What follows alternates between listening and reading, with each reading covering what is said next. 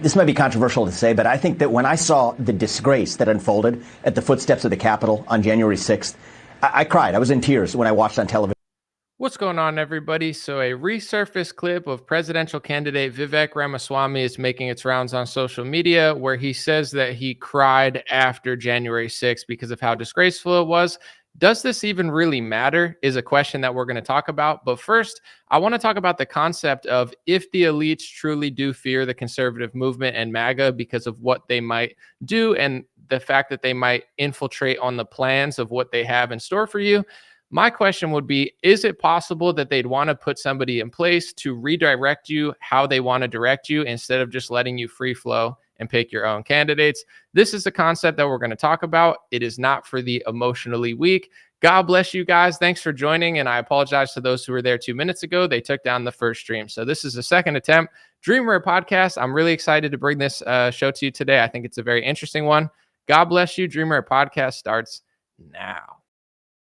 It's the Dream Rare Podcast. Welcome to the show. The way to get the news at the desk or on the road. Let's go.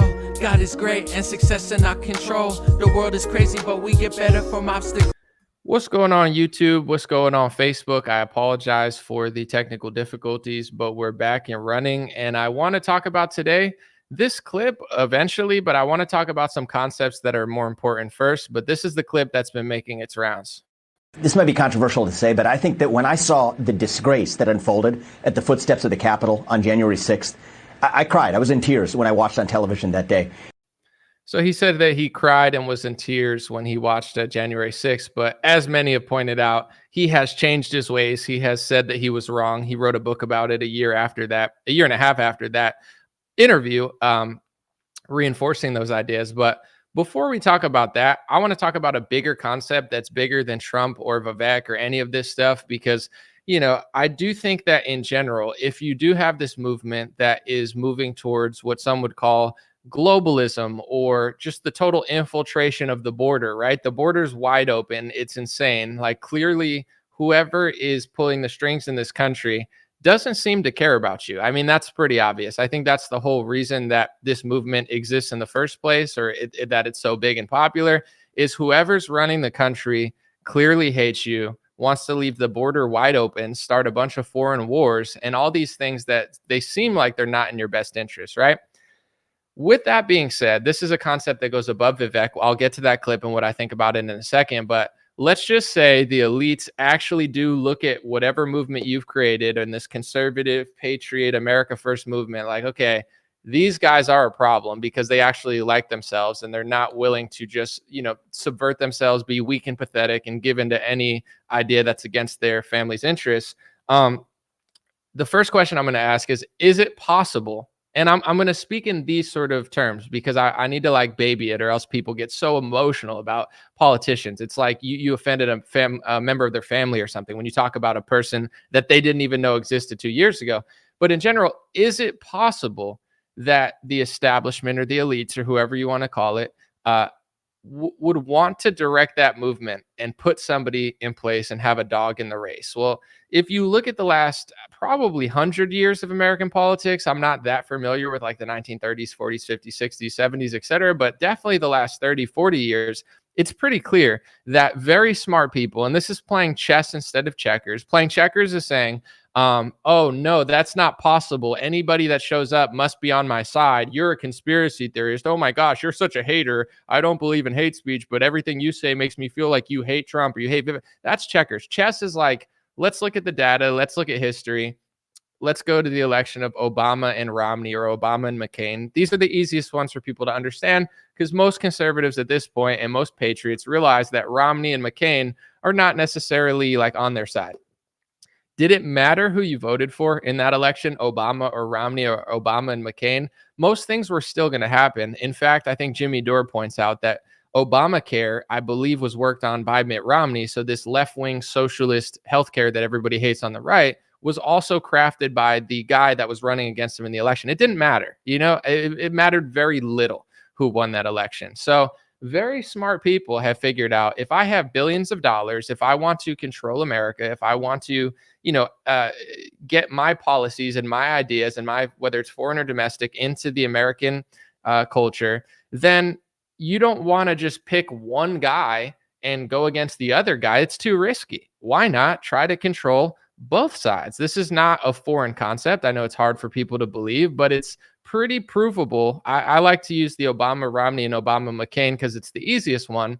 But you could go so far back as to even Reagan, who was a very nice, likable guy, but he pushed the agenda of the pharmaceutical industry, as did George Bush, So now that we know that that's possible, I would say not to hate Trump or hate Vivek or hate everybody. It's not about hate. It's just about using your brain and consider. I would say it all starts with consideration. If you're not considering that they can do this, you've already lost because you're wrong. They not only can do this, they have done it recently. And of course, if they have done it, they could do it again. So we're going to start with consideration. If you don't consider that the elites and the establishment know that the MAGA and conservative movement is somewhat of a threat because they actually like this country and they're not totally pathetic, they like the First and Second Amendment, or they claim to, then why wouldn't they? Like, it's crazy to think that they wouldn't want to do that when they've already done it in the past. And of course, just leaving it up to chance, like, oh, let me just have an election and maybe we lose everything, is a lot more risky than controlling both sides, which I would say they do in a lot of categories. Like, did Big Pharma care that Donald Trump won? They probably wanted Hillary Clinton to win, but do they care? No, they got their establishment pharmaceutical lobbyists into power. Trump put them all in major positions. He signed all the deals. Like, he wasn't a threat to the pharmaceutical industry, like, at all. It's like either they get 97% of what they want or they get 100% of what they want, but there's really no situation in which you win. And if you can't figure that out, you don't deserve to win, and you're going to keep losing, and it's well earned. Like, it's all there for you. The internet's here. There's a lot of brilliant analysts out all over the place besides myself that you can go listen to that aren't totally dumb. Like, that's clear. So with that being said, is it possible that they'd want a dog in the race that could move the movement, that could take control of this movement that probably is a threat because of people caring about this country, and then guide it where they want to or stop it from going in places that they don't want to? Of course that's possible. I'm not blaming Trump or Vivek for that right now. I'm just saying, concepts wise, if you're not thinking like that, you're missing out. Now I want to move to another concept. This is an argument that I've gotten with people over the last couple months or last few years. When DeSantis was leading in the polls, this is not my opinion. If you look at a lot of these major pages in November, whenever the couple months before the Alvin Bragg arrest, like, there wasn't a major driving narrative that Trump was a victim, because after the election, Trump's a victim. Deep State's going after Trump. Trump's a victim. There was a year there where Trump was just running around being Mr. Grandpa Moderna Operation Warp Speed man, and he was just making a fool of himself, and he was embarrassing everybody. And Tim Pool, Hodge twins, like, everybody started coming around, and they started preferring DeSantis over Trump because Trump clearly just seemed like he lost a step or two, and he wasn't who he used to be, and he just wasn't capturing the essence of what people really cared about. And you saw a lot of these polls on Twitter and in general start favoring DeSantis. The day that all changed was the Alvin Bragg arrest. Alvin Bragg arrested Trump, and it gave Trump a victim narrative. It gave him record number fundraising, and all the influencers, like robots in lockstep, now said he's the victim. Don't question him. He's our guy. It can't be anything else. And the reason I'm bringing that up is I'm not saying that the Democrats purposely did that to elevate Trump, although it is a possibility. When I say that it's a possibility, this is the one part that bothered me, right? I don't care if people don't believe that. I'm not asking you to. But if you're not considering that, then you're wrong. Because some people were commenting and saying, Anomaly, you really think that the Democrats would elevate Trump because they think he's an easier candidate to beat? Yeah, they already did that. It's already proven that they did that. Allegedly, it backfired if they didn't want him to get in, but the Pied Piper candidate ended up being something that came out to the public, and their plan leaked, and it said that they elevated certain candidates that they thought were outlandish or they thought that were easier to beat in order to win the election. I'm not saying it's true the second time, but it's 100% or close to it. I don't know how much you believe those reports. It's proven that they already did that. So I'm not saying you have to believe that they purposely did it a second time because they think Trump's easy to beat. But if you're not considering that and your response is they wouldn't do that, they already did it. You think they could do that? I know they could do that because they literally already did it. So it's not out of the realm that they do it again. And if you're not even considering that, like, you're just literally wrong. And that's most people. They're not in control of their own destiny. They're not really crunching the numbers. They're just like, I like this guy, and I'm going to say you're being hateful when you question this guy. It's like the chances of Trump or Vivek doing everything that you want him to do is so low. If you look at the last 30, 40 years of politics, Romney, Obama, Romney, McCain, Trump, Clinton, Trump got in and didn't really do a lot of stuff. I guess he came through with certain things, but when, if it were a sports game, I always say Trump did really well the first 3 quarters and, balanced the books. And then the fourth quarter, he threw like 1,000 interceptions and loves the interceptions he threw and went on a press tour to say how his interceptions were touchdowns. And he even said at one point that, and this is, if you only get your opinions, if you're like out, I would say like exporting your intelligence to somebody else, like you can't even think straight. You're gonna make a fool of yourself. When Trump said Obama did a terrible job with swine flu, he said this like 10 times in interviews. Obama did a horrible job with swine flu. Trump did a better job with COVID. I don't like Obama, but did the country lock down during swine flu? No. Did the country lock down during COVID? Yes. So in Trump's head, that's better than what Obama did. Obama did better by default because the country didn't end up in a lockdown. Like it, what was swine flu? They were trying to overhype that as well and probably try to do lockdowns and stuff, but it didn't like catch on as much. So it's like in Trump's head, he did a better job. But people won't even question that because they just like a guy instead of the overall picture. And that's why the elites win. You're not a victim to the election. You're not a victim because you like Trump. You're not a victim because you're a conservative. You deserve this collapse if you can't figure this stuff out. Because if you can't figure this stuff out, the elites are clearly smarter than you, and they're going to win every time. If you're playing Connect Four, but the game is rigged, you lose every time. If you're betting on the Dolphins and the Patriots, but they own the Dolphins and the Patriots, and they get to determine which way the game goes, no matter who wins, and you're going to lose even if your team wins.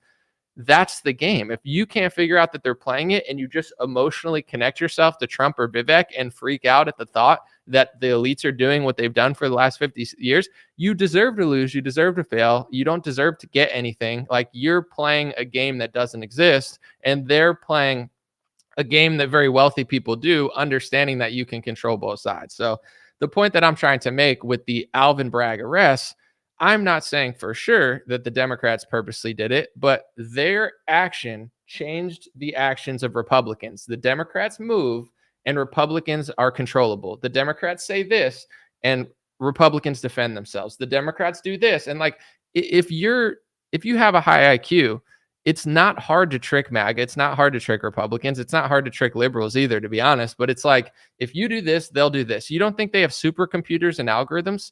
When it comes to Vivek, I'm going to get into it later. There's a lot of reports coming out that his whole campaign is data driven. It seems like it. It's a genius campaign. I'm not disrespecting or knocking him. It's a really smart campaign. You should use data as a politician. And Vivek is clearly smarter than everybody else. So he's running a ChatGPT style campaign. I called him ChatGPT because he is. He inputs the data. He takes all the data that people are putting in, and then he exports what you want to hear. He's running a genius campaign. It's data driven. And you could tell just based off of how he operates and acts, it's a genius campaign. But in general, like, that's what the elites are doing. That's what really smart people are doing. They're not playing this random game of like, I feel this way because he showed up out of nowhere and I like him, or I'm attached to him because I want to believe that he'll do that. And it's a black pill if he doesn't do that because I'm afraid to be a man and face the truth. Like, they're not operating like that. And I'm getting to the point now where I don't feel like a victim. I'm not a victim because of my race or my politics or my like corporation. I could say I'm a victim because nobody wanted me to be on their music label because I'm conservative,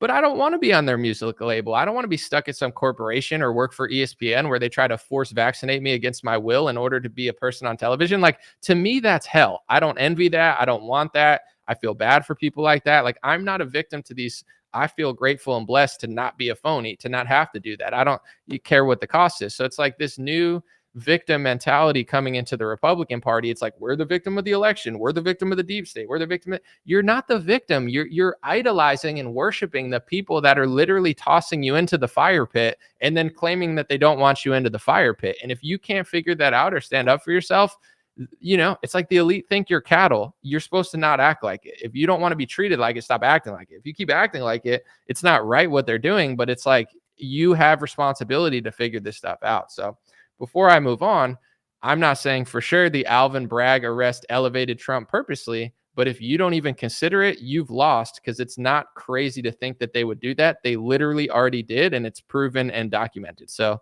it's right there waiting for you to consider it.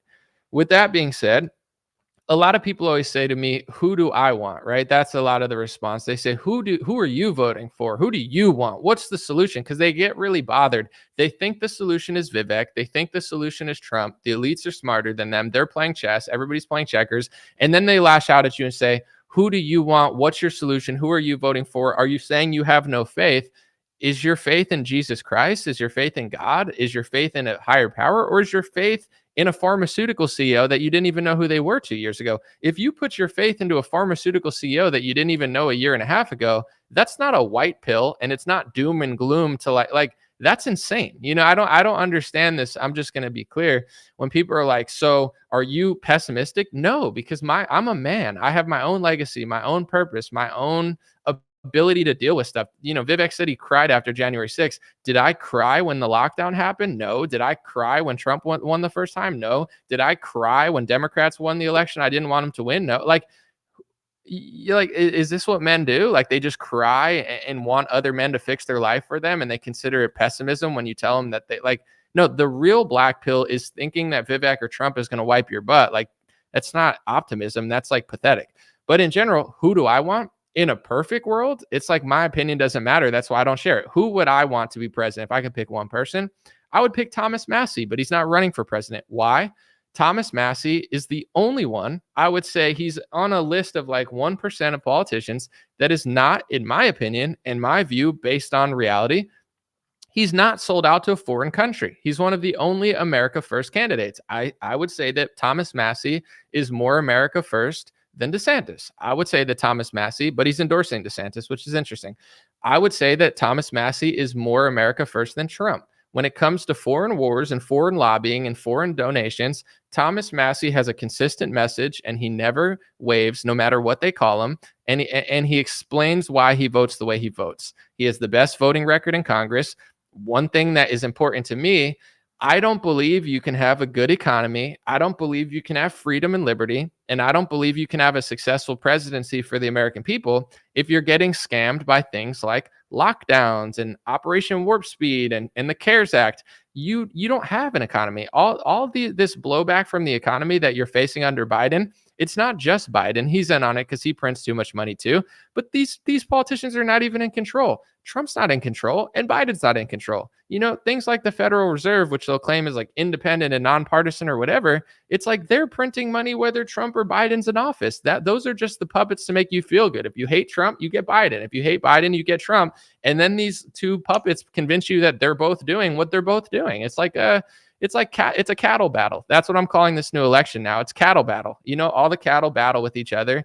And, they fight over things that aren't even real. It's like a fantasy cosplay movement for people that don't want to face reality, whatever.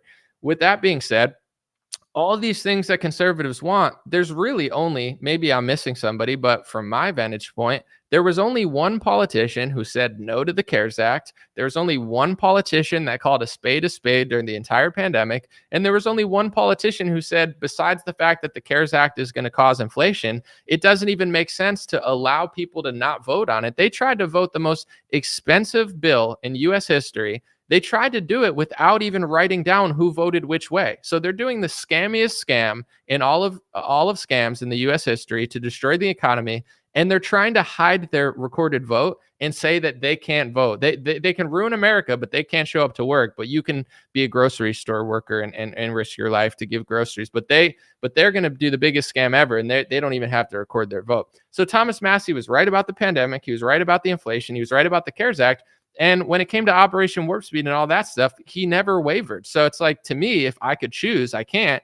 I would pick Thomas Massie as president. He's the only one that I even really care about. And the fact that he endorses DeSantis, although I do think DeSantis is sold out in some ways, it shows me that the only endorsement that actually matters to me, which is his, he thinks DeSantis will be less sold out than Trump and more America first. So that speaks volumes. Who knows what is really true? But it's like, if I could choose, I would choose Thomas Massie, but who do I want? It doesn't matter. It's like if Mitt Romney runs against Obama, who do you want to nominate?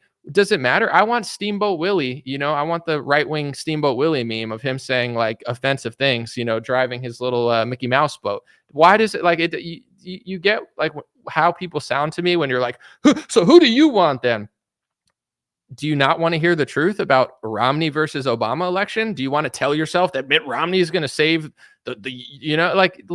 grow up? It's like it's easier to tell a 5-year-old that the tooth fairy's fake than it is to tell a grown conservative man to think twice about Trump or Vivek or have a thought in their head. Like, it's like literally I'd rather like convince like a kid, like ruin a kid's dreams about the tooth fairy than like ruin a grown man, like Republican men, no offense. It's just like they are so obsessed with believing in these people that it's like impossible to tell them the truth. They lash out at you. It's the same with a liberal. Try to tell a liberal the truth, they lash out at you. Why even talk to them when they get so mad that you try to show them the truth about literally anything? It's like your city's going to shit. You guys have no prosecution and they get mad at you. So I stopped talking to liberals. I'm not saying like in general, if I'm friends with a liberal and they respect me and I respect them, I have no problem with it. But do I go into left-wing circles and try to convince them they're right? They don't want to hear it. They have to fail. They literally hate you for trying to put them on the right path. It's no different from Republicans. Republicans that worship Trump or Vivek, they get angry and emotional and hateful and nasty towards you. Like, why even try to help these people? Like, the elites literally think they're cattle and they get mad when you tell them not to act like cattle. So it's like, get scammed. I don't like, okay, because you're angry, you think it's going to work, whatever. The point that I'm getting when people say, who would I want to be president? Thomas Massie, but he's not running, so I don't really care. It's like if Obama and Romney ran, it doesn't matter who I want. And it's not going to you believing in these candidates more isn't going to change who they are. Like, you're literally lying to yourself. You're literally a coward. You're not optimism. It's not white pill. You don't have hope. You're putting your godlike hope into people that have provenly scammed you already. It's so weird. I don't understand what people think they're doing. I don't get it. With that being said, I look at a lot of things when it comes to Vivek. Like, I'm going to play this clip in a second and talk about it. But like, what role is he really serving in the Republican Party? Because this was in 2021 after January 6th, right? This might be controversial to say, but I think that when I saw the disgrace that unfolded at the footsteps of the Capitol on January 6th, I cried. I was in tears when I watched on television that day. Here's the thing. Do I think he really cried during January 6th, even when he didn't understand? He says he had this whole change of heart or whatever. Do I believe him? No. Look at his body language and look how he said, he's looking at the camera and he goes, I cried. He goes like this, which is just like, I'm not like an expert body reader. And sometimes I like fidget because I'm itchy or something. And then people are like, oh, so you lied. I'm not trying to be an expert because people do weird stuff even when they're not lying. But like, I actually think he's lying. I don't think he's a grown man. You think he cried after January 6th? So why would he say he cried if he didn't cry? Or did he cry? Which one's more embarrassing? Lying and saying you cried to get some weird like actor sympathy thing, or actually crying as a grown man because January 6th happened? Look at his body language though when he says he cried. I think he's lying. This might be controversial to say, but I think that when I saw the disgrace that unfolded at the footsteps of the Capitol on January 6th, I cried. I was in tears when I watched on television that day. They say that eyes are the window to the soul, and sometimes like if you see this like unhinged liberal, sometimes they have this profile picture where they won't show you their eyes because the eyes are the window to the soul. And they like do this weird like soy boy face where they're like, and their eyes are closed. Like anytime liberals get mad at me and stuff or write weird articles, they always like close their eyes, So like watch again. He goes, he's like making normal eye contact. He goes, I cried at January 6th. This might be controversial to say, but I think that when I saw the disgrace that unfolded at the footsteps of the Capitol on January 6th, I cried. I was in tears when I watched on television that day. And then here's the point I'm making. A lot of people like, he just had a change of heart, right? He cried, he teared up at the Capitol, and that was in 2021. Well, here's the book. I debated him on this, and he tried to gaslight me like he did Candace Owens and DC Drano and say, oh, you didn't read the chapter, but I did read the chapter, so he wasn't able to do it to me. He wrote a book September 13th, 2022. Guys, it's not that long ago. 2022, a year and like 7 months after January 6th, or a year and 8 months after January 6th. And he wrote a book called The Nation of Victims, in which he dedicated a whole chapter into saying what he said there. He thinks that January 6th was disgraceful. He thinks that Trump is pretending to be a victim. He thinks that Trump is no better than Stacey Abrams. They're both sore losers. There's no evidence of election fraud. Trump's a liar. And Mike Pence is a respectable guy who did the respectable thing. So here's my thing. Do I care? Not really. Everybody could change. Everybody could grow. Everybody could learn. But am I supposed to believe that somebody went from crying on January 6th, and if he didn't cry, then he's lying? Why would you go on? Do you think I go on Fox News and make up stuff? If I went on Fox News and said I cried about something I didn't cry, that's a red flag in itself. Why would you go on public television and literally make something up? If he really did cry, that's weird. To me, it just sounds like he's trying to be an actor. And it's like, I cried tears of joy, and then I cried and I was sad. It's like, it's over dramatic acting. Like, you didn't really cry. But if you did, you're even less fit to run in general. You're too emotional to lead this country. You can't even not cry at an event that wasn't even nearly as crazy as they thought. So he was crying at the January 6th. He thinks that Trump's a victim, right? And then 3 months later, he's ultra MAGA, everything that you want him to be and more. He says everything. He crunches the data. He goes further right than Trump on almost every category. But then he'll never criticize Trump, and Trump likes him. So here's my thing. There's a lot of things Trump did good. There's a lot of things Trump didn't do. Vivek's not running to be the president. People say, I'm voting for him. He's not even trying to be the president. He's trying to please Trump and hope to get something out of it. And there's nothing, that's a smart move. He's not going to be president this time. So it doesn't make sense to challenge Trump because Trump will hate you. So it's like he's running a fake campaign. I don't care. I think it's interesting. Maybe he moves the Overton window back. Maybe he turns out to be. I'm not knocking this guy's character. I hope Vivek ends up being the best politician ever, right? His history and stats are not in his favor, considering almost everybody besides Thomas Massie is lying, but I hope that he's telling the truth, right?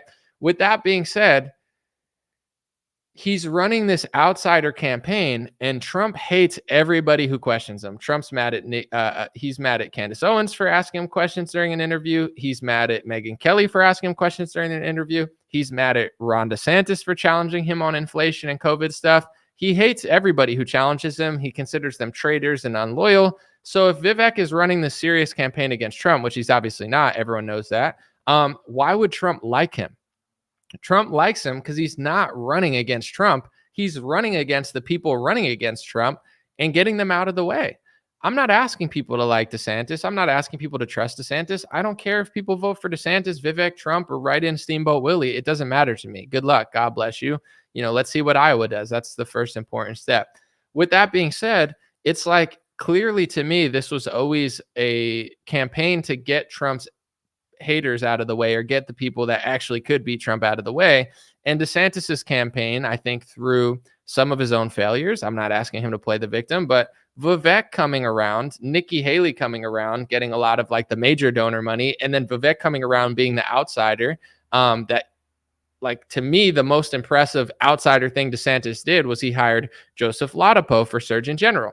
I'm not saying DeSantis is perfect. I'm not asking you to vote for him, but he hired an outsider who's now asking to halt COVID-19 vaccinations in Florida. He's going further than anybody in the country to try to, I would say stomp on Big Pharma's agenda, whether you agree with it or not. So that's a real outsider. Joseph Ladapo, Surgeon General. Trump never has hired anybody even remotely near that level, and especially in a position to do something. So with that being said, to me, the most impressive thing DeSantis was doing was the fact that he U-turned on COVID stuff, and he was really driving a wedge into the big pharma stuff.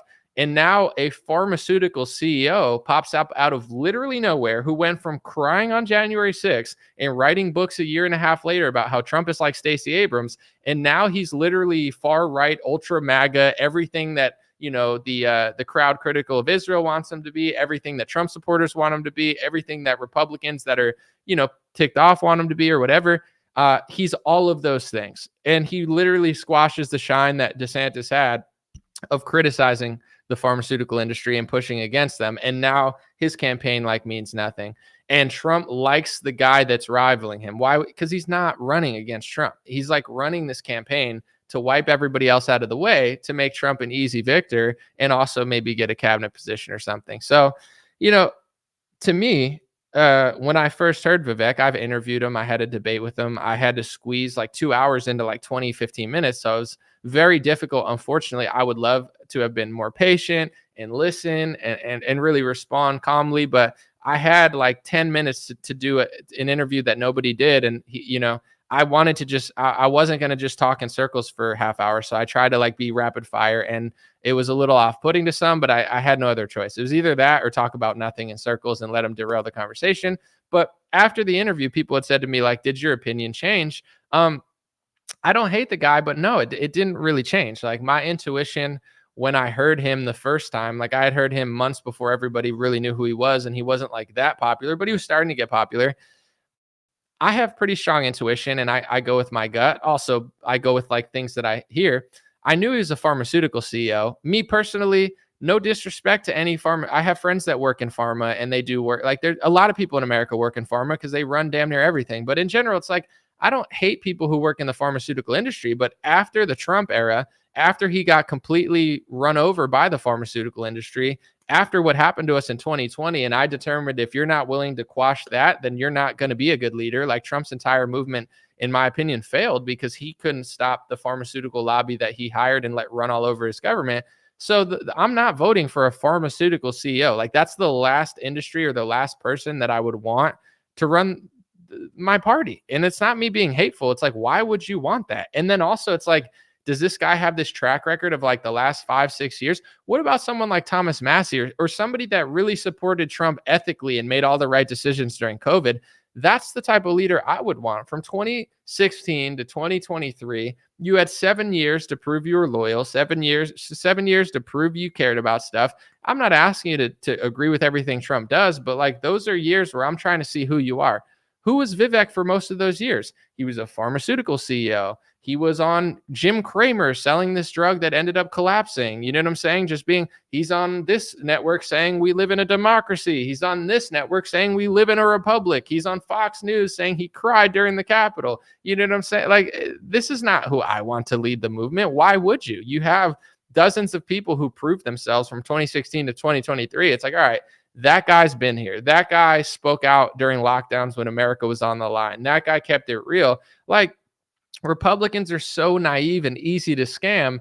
Every scammer in the world looks at MAGA and is like, yo, these people are easy to scam. You know, it's like, just say the election was stolen. Like, you could probably put Dr. Fauci in a MAGA hat, and if he came out and said, I was tricked by the pharmaceutical industry, I'm a victim, you know, the election was stolen, and, you know, here's my MAGA hat, you know, people would look at me and be like, oh, you're just a hater anomaly. He changed his ways. It's like, you think he changed his ways, and everybody's allowed to change, but it's like that he wasn't there in 2016. I'm talking about Vivek now. Where was he in 2016, 2017, 2018, 2019, 2020, 2021, even 2022, the end of 2022, he's writing a book calling Trump a professional victim, saying he's as bad as Stacey Abrams and he's lying and Mike Pence did the right thing. I would respect Vivek more if he said that he still believes that, because he probably still does believe all those things. He just doesn't want to say it to you because he knows if he says that to you, you're not going to like him. And in order to get any power in the Republican Party, you just have to lick Trump's boots. If you don't lick Trump's boots, you're going to end up like DeSantis. DeSantis comes out, says Trump did this, and this wrong, and he's completely right. But people don't want to hear it. They don't want results. They want fantasy cosplay. They want a character they like. They don't care that DeSantis is calling out all Trump's flaws. They hate DeSantis for it. So what does Vivek do? He just tells you what he wants to hear. But one of two things is true. Either he literally flipped on a dime within 4 months and went from crying to like ultra MAGA. Highly unlikely. I mean, it's not that hard to figure out that you don't have like character shifts random. For what? What changed from September 2022 till now? It's not like he thought that way for a few months and got the input. He's running as a Republican. What do you need to say as a Republican? Data input, data output. Here's what they want to hear. They just tell you what you want to hear. But if someone's willing to tell you what you want to hear and lie to you, knowing that they don't believe it, then you're following like an actor, you know? So either way, like it's not adding up. And one of the things I said, just to rehash it for this, like, is there data of him being able to sell something that's not as good as what he says, or being able to be a really good salesman?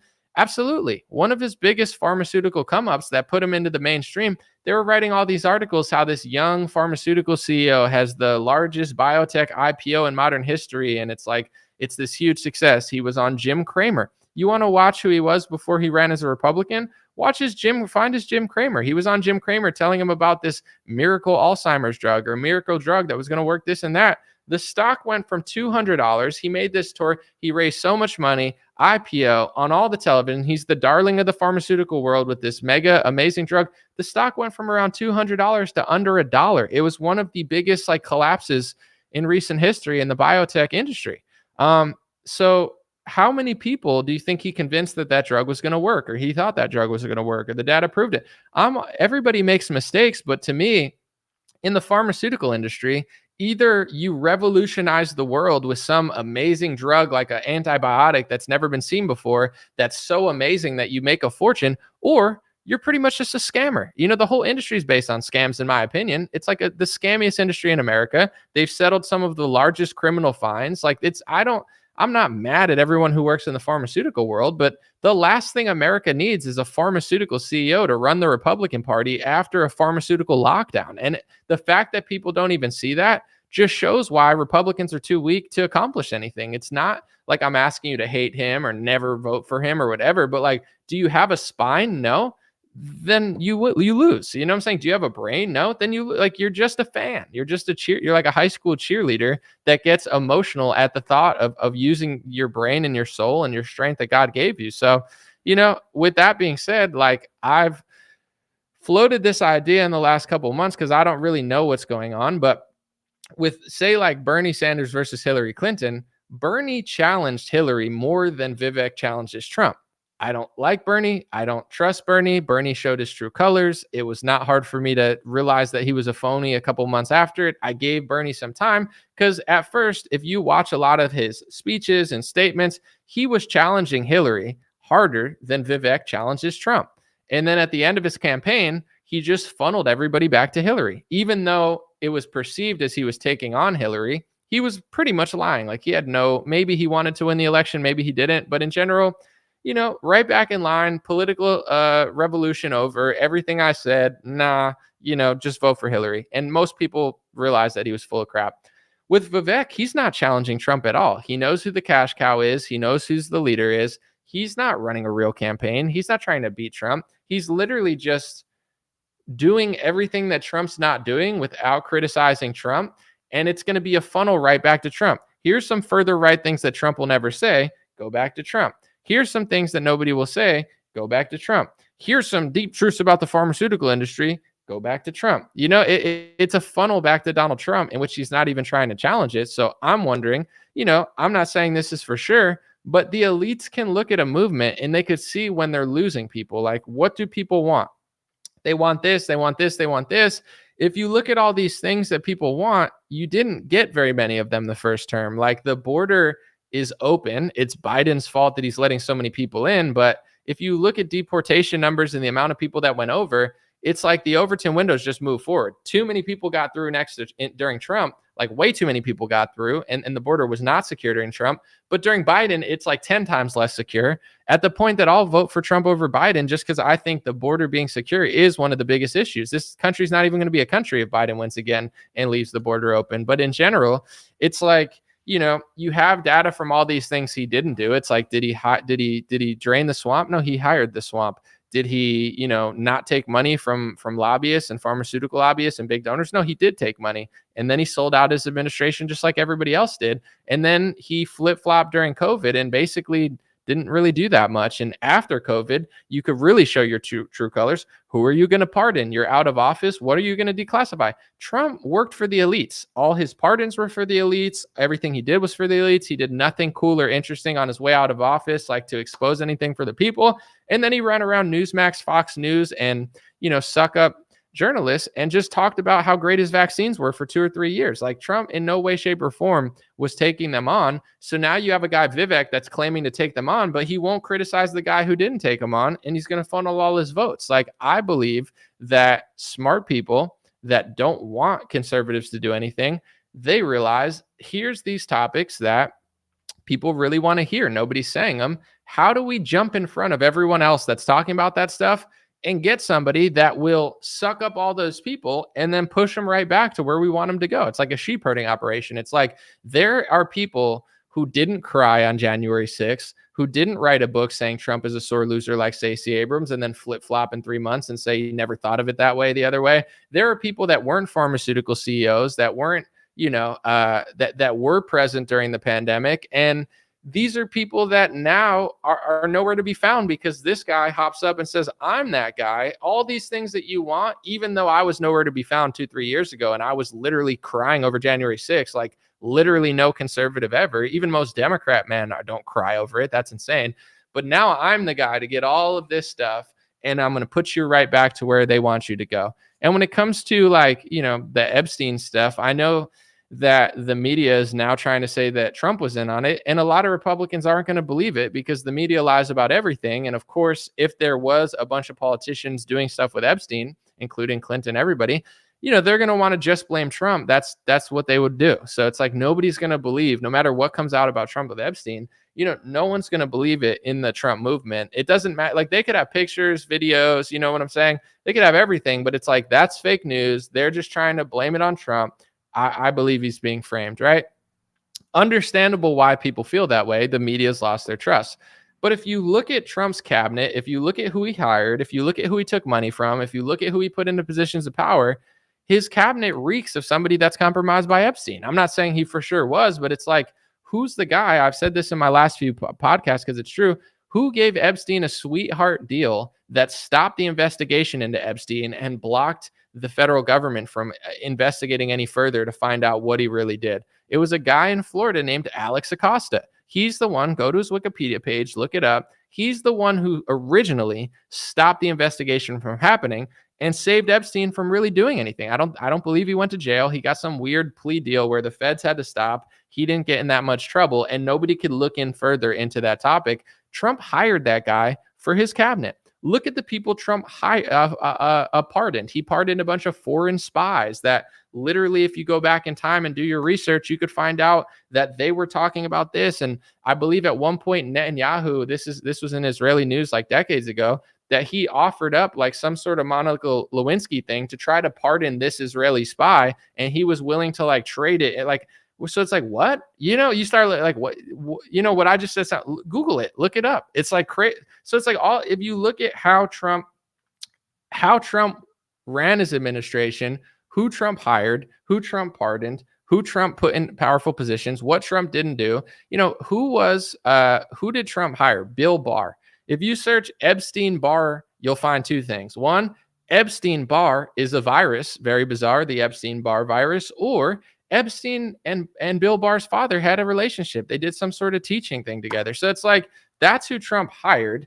Epstein, it happened mysteriously that no guards on Trump's watch. I believe Bill Barr was the attorney general at the time. And Trump has the guy that gave him the sweetheart deal. And is like, if you are emotional about politicians, you'll say Trump's totally not in on it because I heard something about Mar-a-Lago. Sure, I hope not. I hope he's not. I hope real justice is served, and I'm not suggesting anything. But if you look at how he ran his cabinet, it reeks of somebody who's compromised. You think he just hired Mitch McConnell's wife by mistake, and all these people, like everyone Trump hired, just happened to be the swamp? It's like a classic controlled op, like, And then if you talk about America First, there's videos of Trump after the election on this guy's, I forget his name, but he's on Hoffman or something. I forget. Not Hoffman. I don't know his name. Anyway, I'd have to look it up. Ari something. Trump goes on this guy's radio show and Trump says, Israel used to control all of Congress. And I want that to happen again. Like they should control all of Congress. Why would a president that's America First and conservative, why would he be on a radio show saying, I want a foreign country to control our Congress? That's not crazy to anybody. Like, I don't care how much you like that country or if you live there. Would anyone say that in another country? Would Russia say that about America? Would Israel say that about America? Would Saudi? Hey, I want 100% of our cabinet to be controlled by a foreign country. Trump says this stuff in interviews and everybody just ignores it. The whole Republican movement now is like a brainwashed, controlled cult of personality, where the biggest grifters literally just milk MAGA dry because they know they're easy to trick. Like Dr. Fauci could put a MAGA hat on and say the election was stolen, and he'd be probably speaking at Turning Point next year. Like the movement's a joke. Nobody does reporting, nobody does journalism. It's just one big controlled op hangout where everybody just sniffs each other's butts and say it smells like roses. But it's like, I can't tell you what's going on. I'm not the attorney general. It's not up to me. But if you just do basic research, it's like his cabinet reeks of somebody that is completely compromised and not America first. But, everybody, the main narrative in MAGA is like every mistake he made is just a mistake. He got fooled. He got tricked. He ran around selling vaccines harder than Bill Gates just randomly. He doesn't care. Like, it's a joke. So it's like now you have this new guy who was a pharmaceutical CEO who cried during January 6th. That's the leading Republican further right candidate than Trump. That's totally going to take on the deep state and all these things. Yet he never challenges Donald Trump. When he was on my show, my interview, I was talking about, because a lot of people brought up that he had a Soros scholarship from Soros's brother. They call him the silent Soros in the press. I forget his name, Paul and Daisy Soros. And, Vivek had a scholarship or a grant from that Soros brother. And everybody started pointing that out. Now, I'm not saying that ruins your candidate qualification or anything, but like when people pointed it out, Vivek literally lied about it. He went in the press, he went on MSNBC, my show, and others, and he started saying, I had no money at the time. I needed the money like any broke college student. But, then reports came out that he was making millions of dollars that year and multiple years prior. So it's like, if you were broke and you needed the money and you got the scholarship, it's not a big deal. If you were rich and you already had millions of dollars and you wanted money, you didn't need the money, but you wanted it anyway, that's also understandable. Free money, why not? But if you're going to sit there and look in the camera like he does and say, I was broke, I needed the money, when he wasn't broke, he's lying. It's like, why are you lying about that? Did you really cry on January 6th? Probably not. He's probably lying. But it's like, people can't pick up on these and they're like, it's just a mistake or he's changed. It's like, I'm fine with him changing, but why does he have to lie at every turn about little things like that? And because people aren't smart or honest enough to pick up on it. So that's the path to victory. But in general, it's like, okay, with that money being taken, it's something. It's like, that's interesting, and then there's other elements to certain things he's done. It's like, it's not like disqualifying, but why does nobody want to ask these questions? It's just like, oh, no. He's totally changed within 3 months and he's everything I want him to be, even though he wasn't 7 months ago. Like, that's not a normal or natural place to change for me. I'm not here to tell people when to change, but I know certain liberals that say, like, during the George Floyd riots, like, my house almost got burned down. And that made me realize that the left wing was insane. It's like, that makes sense. I've heard multiple people say that those riots made them wake up and realize that, like, liberals didn't give a crap about them. Okay. I remember I'm not going to say who, but there's one MAGA rapper that's like a new MAGA rapper that had a hit song. God bless the guy. Don't know. But I heard a debate with him and they're like, when did you become a Trump supporter? And he's like, when Biden botched Afghanistan. And it's like, maybe that's a possibility, but like, so you're saying for like 5 to 6 years that like you didn't like Trump, like when he was cool and doing cool stuff. And then you only started liking Trump when Biden botched Afghanistan. Like, that sounds like a random time to like, I don't know. That doesn't seem to really add up, but maybe.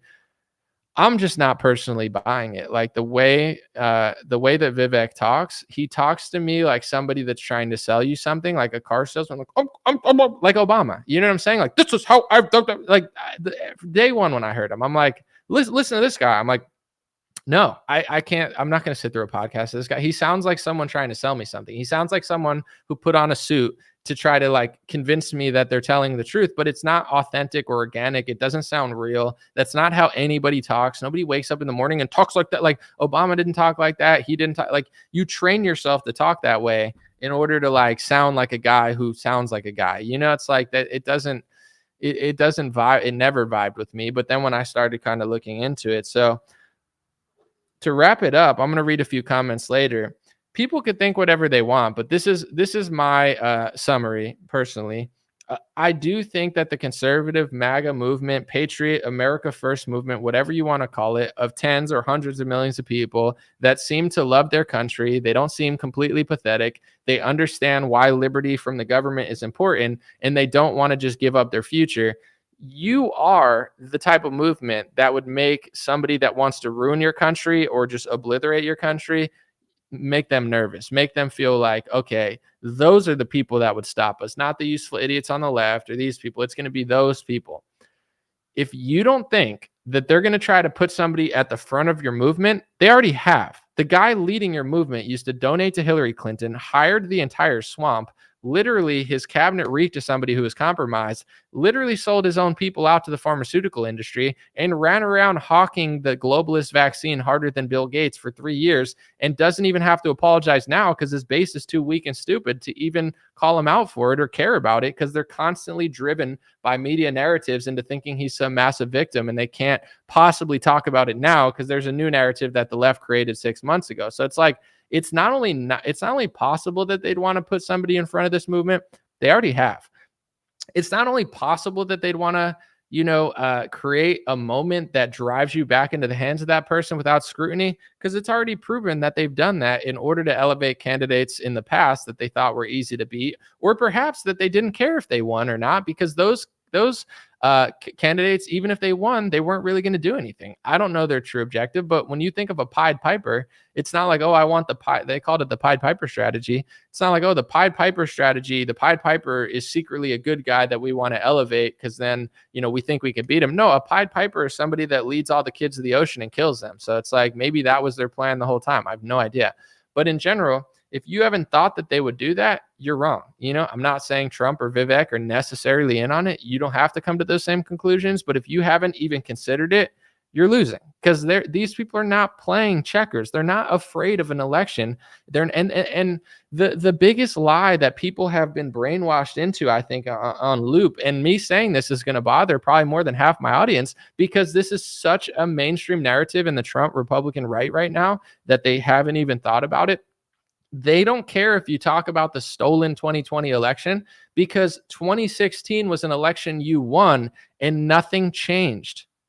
Nothing changed when you won the election. Checkers is saying we had the election stolen from our guy. Chess is, it doesn't matter if your guy wins, they win anyway. The Fed is still going to print the money. The pharmaceutical lobby is going to run all over you. And the foreign country of their choice is going to dictate your policy, whether you like it or not, and get Trump, DeSantis, or even RFK or one of these people to pass laws to make it illegal for you to even talk about it, which is what they're doing right now. And they've already done it. And I've proven it since 2019. So it's like checkers is the 2020 election was stolen because they fear Donald Trump. 2016 is, the chess is he won in 2016 and it didn't matter. Unless you believe that mysteriously it just ended up in lockdown by a mistake or whatever. Like, I'm sure they would rather have Biden.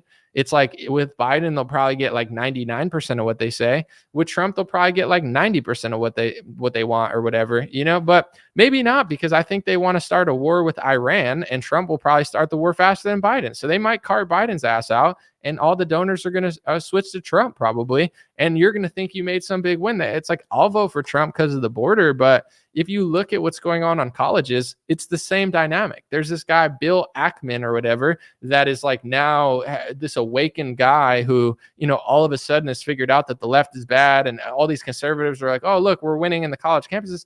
They don't care about you. Has nothing to do with Claudine Gay being a plagiarist. Did she plagiarize? It seems that way. Do they care? No, she could have plagiarized 1,000 times. It's Zionism. She went against Zionism, and you're only allowed to do socialism and Bolshevikism if you support Zionism. If you don't, the donors will pull it out and put it in someone else, and you'll think it's for you. It's not for you. They don't care about you. Look at that guy's Wikipedia. Look at his wife, or it's like it's like, apparently, this is literally on Wikipedia. It's like they got a massive donation to a lab from Jeffrey Epstein. Oh yeah, they're really fighting for you. No, they've realized that the left wing are going against their agenda. So now they're going to donate to other people, because that's what people who donate money to politics do. They don't give a crap about you or left wing or right wing. They pay both sides to get certain agendas. If you could pay Biden and pay Trump, let's do an example with the pharmaceutical lobby. You pay them both, and it doesn't matter who wins. You get your guys in office. Trump won. He didn't stop them. He put them into power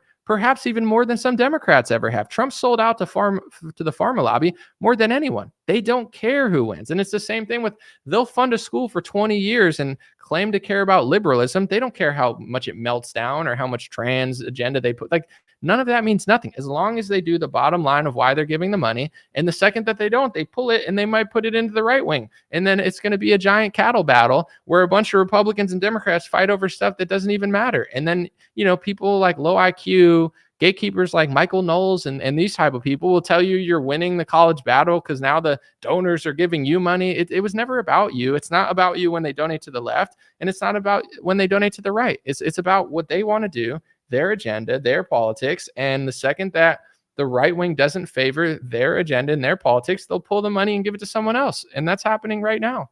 And in a lot of those categories, Trump isn't a threat. Trump is a threat because he wants to close the border. Trump is a threat because he's the gatekeeper of the people that do want stuff. So if he wins and doesn't do it, it's going to be very difficult for him to not do it, even with his cult-like following, because he's got the people that want something done. But besides that, he's not really a threat. Like, he's doing all those things. It's just like, if Biden wins, they'll just do it and you'll just complain about it. If Trump does it, it's going to be a lot harder for him to balance the books, because it's like, on one hand, he's brainwashed everybody into thinking that like he's totally on their side.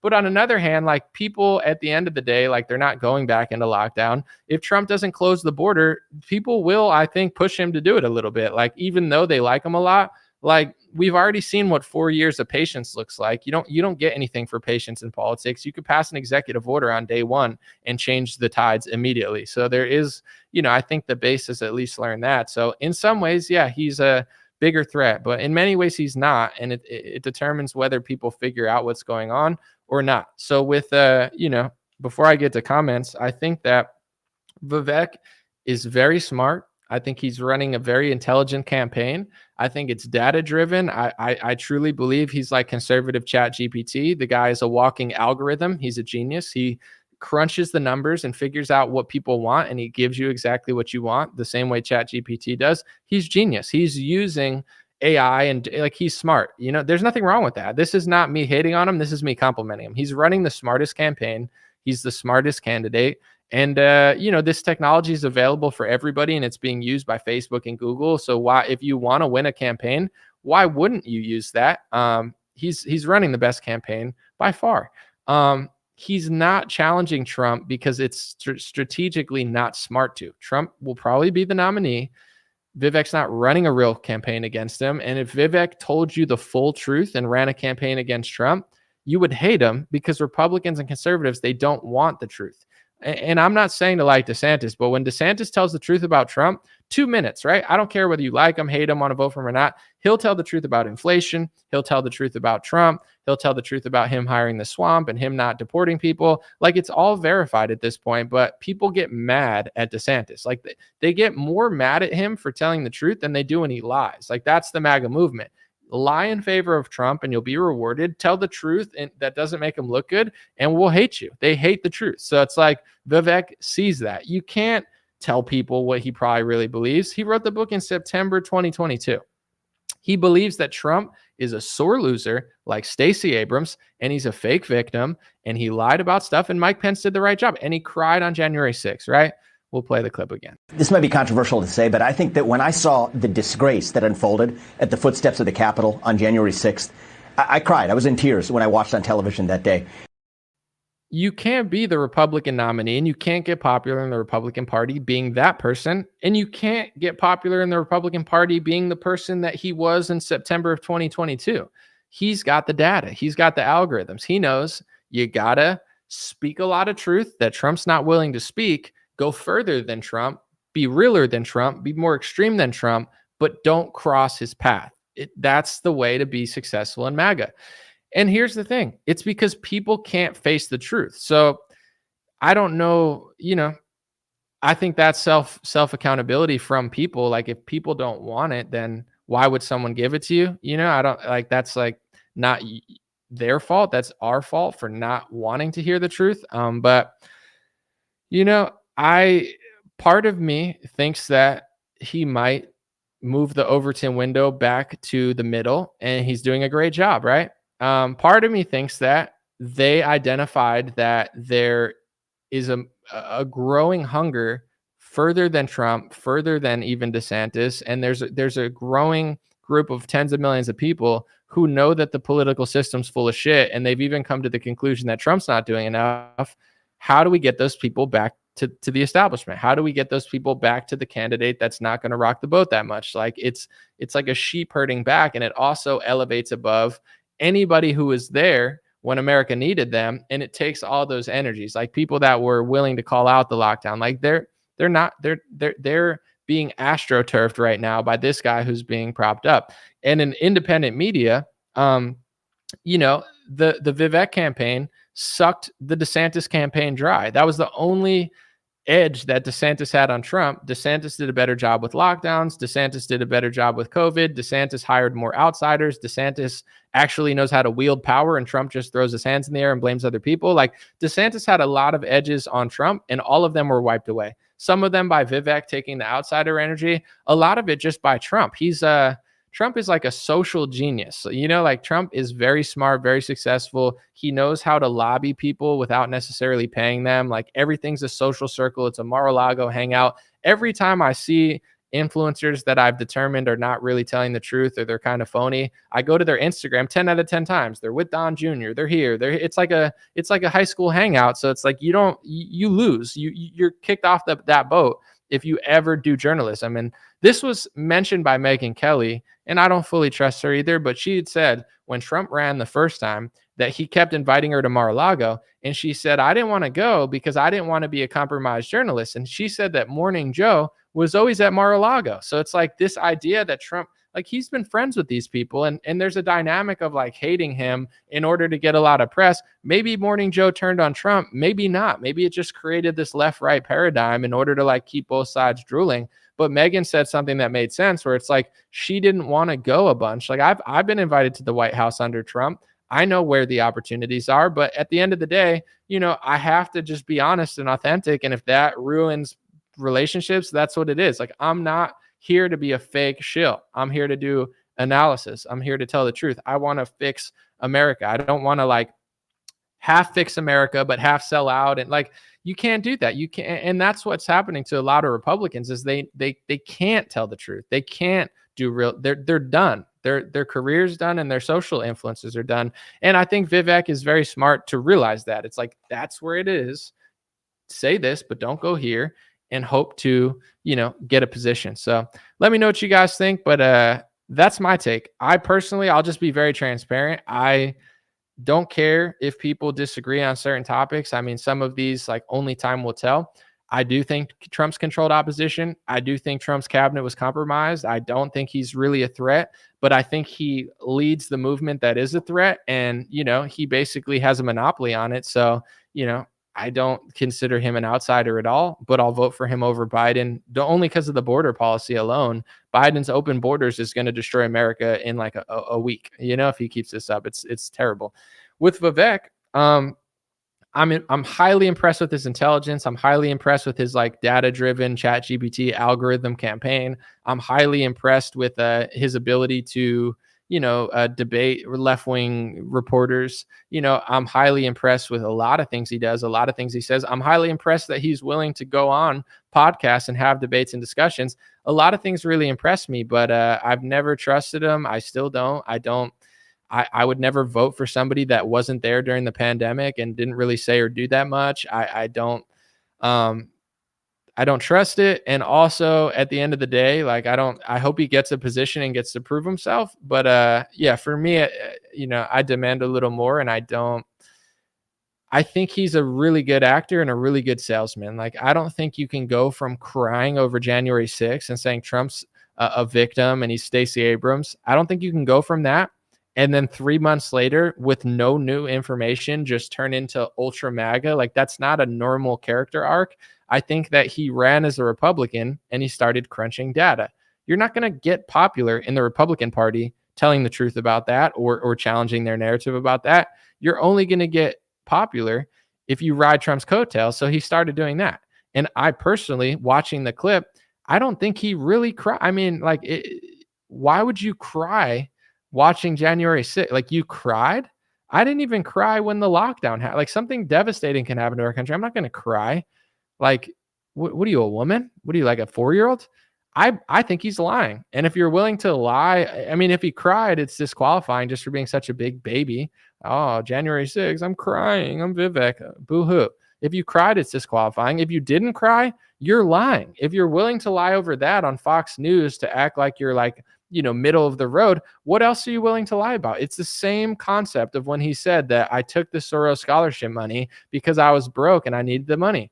He made millions of dollars for years prior than that, according to reports and campaign, information that came out. So it's like, why would you lie about that? Just say, yeah, I had millions of dollars, but it's free money.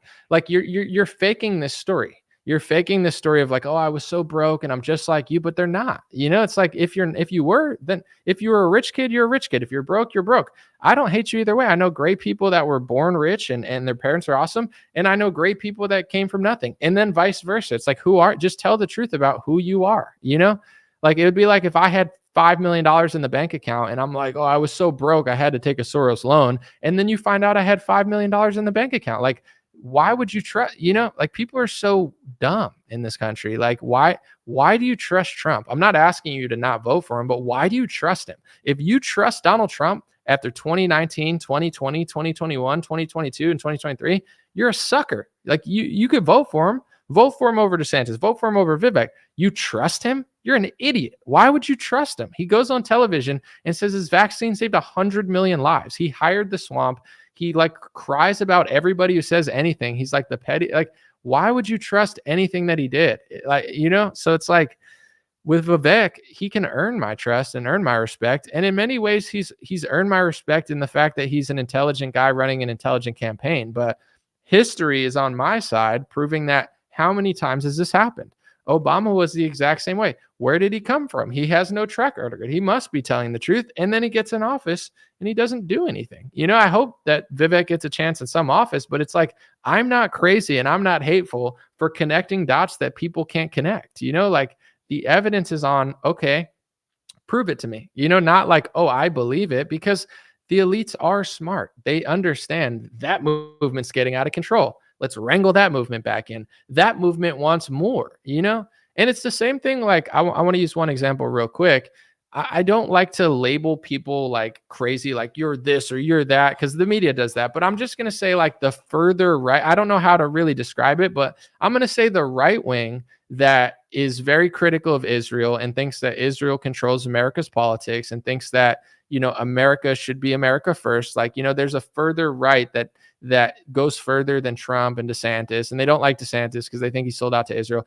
But all of these people that I follow, they're all pretending like Trump is so different. They're like, I want Trump to be this and that. It's like, look at Trump is the same as DeSantis on that topic. So you can not like that DeSantis does it, but why are you guys pretending like Trump's also not doing all those same things? Like everybody's so fake in this movement. It's like Trump is like an idol for them and they just don't want to let him go. So they have to lie about everything and make like false equivalencies. It's like, look who he hired, look at his cabinet, look at who he pardoned, look at how he governed, look at what he did for Israel, look at the speech laws he passed. He passed the same ones as DeSantis. Like, on what planet is Trump sticking it to the country that he literally doesn't stick it to at all, because he's literally just as subservient to them as any politician in the Republican Party? Like, it's just so strange to me to watch like the devolution of the movement and watch like so many people just lie and like, role play.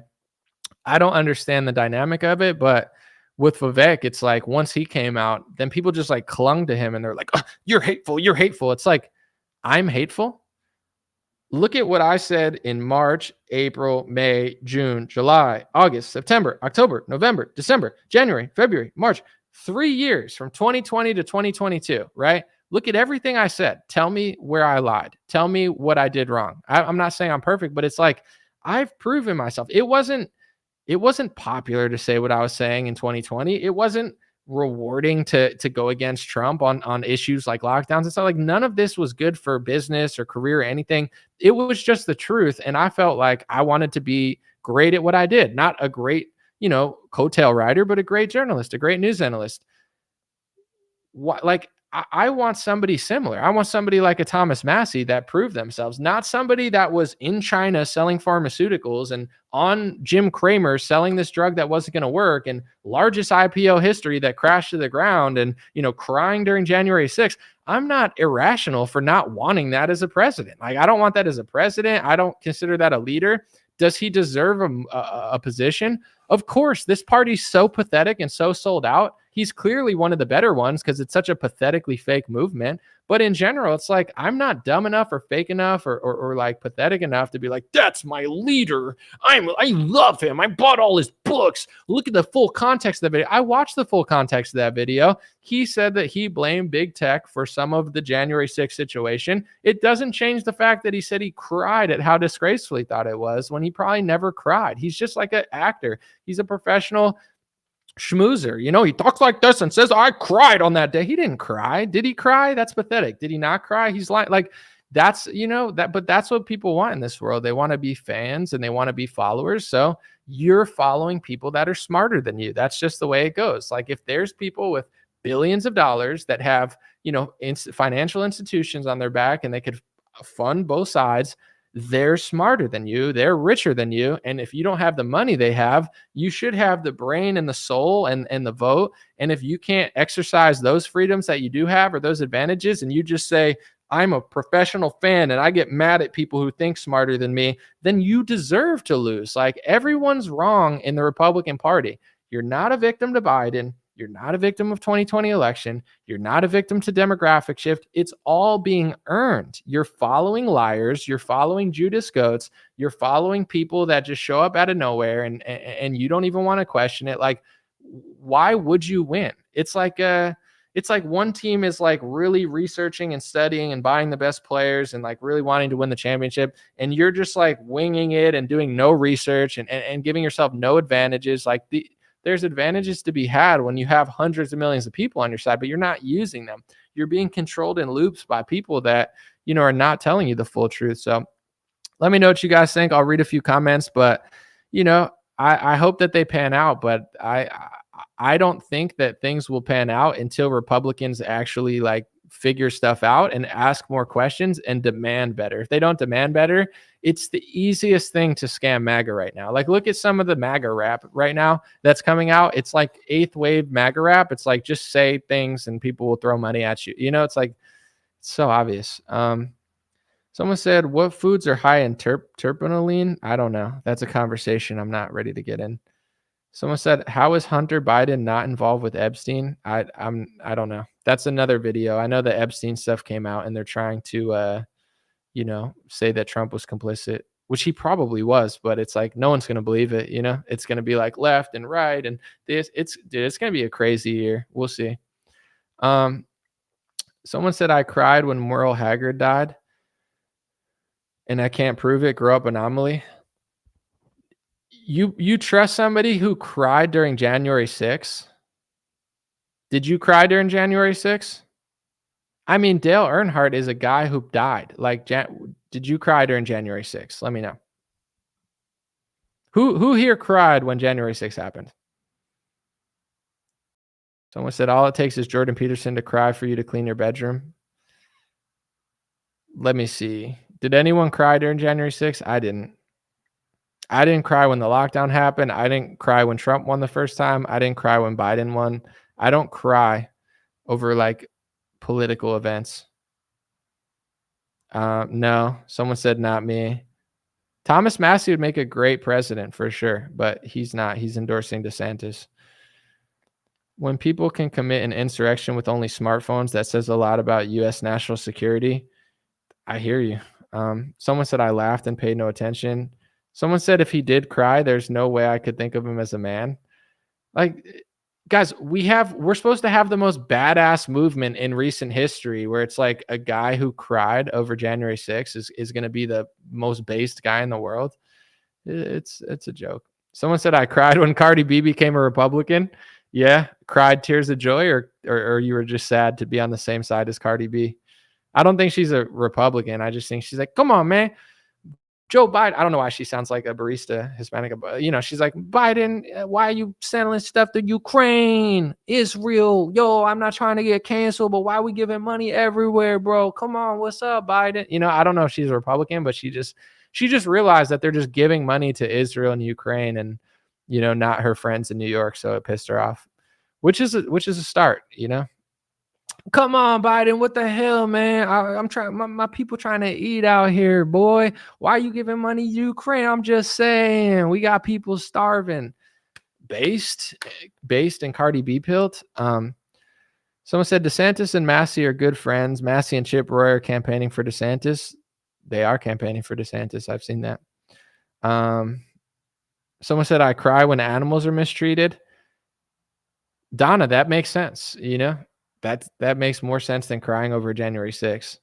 Someone said crying when I met you is an Aerosmith lyric. I was crying when I met you. I was crying at January 6th. I used to think Trump was a victim, but now I'm ultra MAGA within 3 months. That's the hidden Aerosmith song that never came out. Sorry for my terrible voice. Someone said I cried when Chase overcame his fears in the last Paw Patrol movie. Listen, if you cried during that or you cried during Lion King, there's nothing wrong with that. That's a sad part. But like crying over January 6th, get over yourself. I cry. This is just what actors do. Like you guys can't tell the difference between authenticity and I cried at January 6th. I'm a cry. Oh, it's like he wants attention really bad. You know what I'm saying? No one cared about him. No one gave him attention. He had all the money in the world. Yet he was getting 50 views on YouTube and no one gave a shit about him. So it's like, who am I? It's a democracy. It's a this. It's a that. It's a this. Jim Cramer. I got a new drug. I'm crying. It's like, give like me, and then finally something stuck and he's just running with the new shtick. Like no one cries over January 6th. Even like liberals don't cry over January 6th. They're like, get him, arrest him, insurrection. Or they're like, money, money, money. We're going to raise a fortune off this. CNN's probably like, ooga. They're getting like paid. Someone said, I cried at your I Like Trump song. You did not cry over that. Stop lying. Jussie Smollett. Dude, I have to confess, I cried when Jussie Smollett beat me with the Subway sandwich. He was like, do what I say. And I'm like, listen, Jussie, I'm not gay. Don't harass me like that. He's like, do what I say now. And I'm like, Jussie, don't do that. And then he starts beating me with a foot-long Subway sandwich. He's like, here's bologna to your face. I'm like, ah! And then I started crying. And then 2 jacked Nigerian guys showed up and they tried to like slap me in a weird way, like baseball players do when they're walking out to the dugout. And it was all crazy. Like that's the only time I cried, when Jussie Smollett tried to beat me over the head with a Subway sandwich. Like, they were mixed tears. Part of me was excited to run away. The other part was sad that I just got violated. But, my story checks out. I mean, did I report it? Yeah, I reported it to Kamala Harris and, my Democrat friends, but not to the police, no.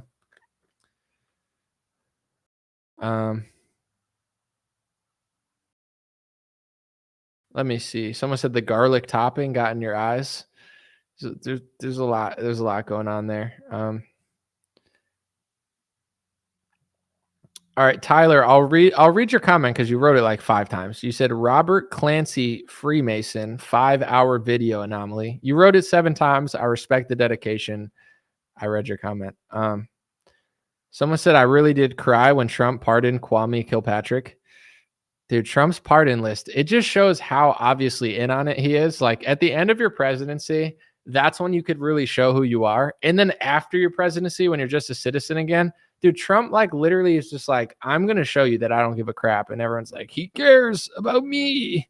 Sure. Someone said people argue that Trump didn't know. Well, they hate Hollywood. Trump had a Hollywood show. They say beauty pageants are super woke. Trump ran the biggest one. Trump ran knowing the issue.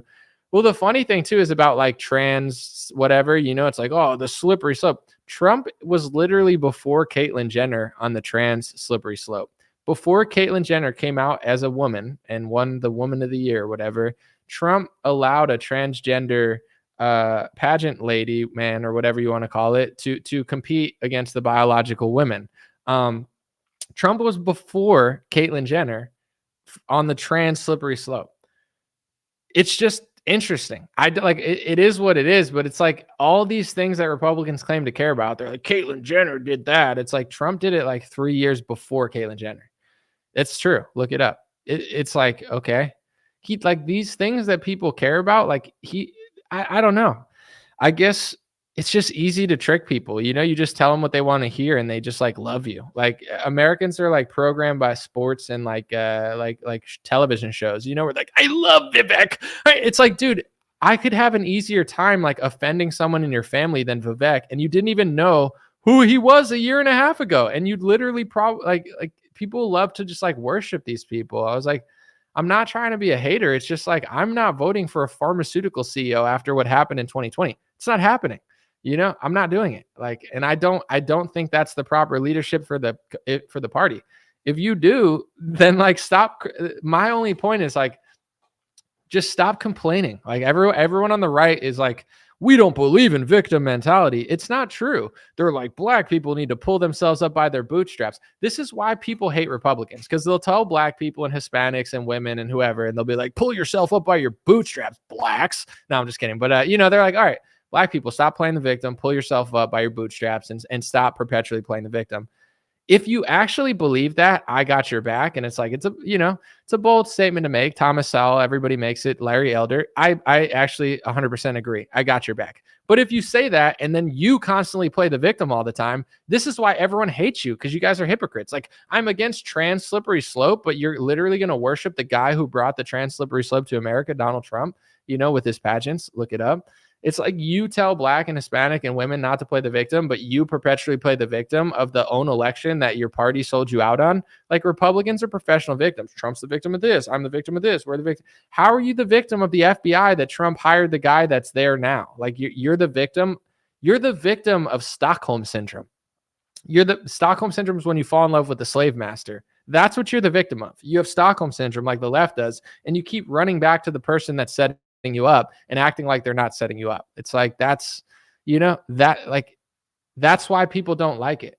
If you could be consistent in your message, then it's like, all right, well, that's a little harsh, but they actually believe that. Like, I realized through the Trump and DeSantis thing, if you paid attention to how influencers acted, you realize that a lot of these Trump people, they don't actually believe anything they talk about. It's all like, if it were a map, it's like, did Trump say it? Then I believe it. If he didn't, I don't. If DeSantis does it, it's wrong. If Trump does it, he's right.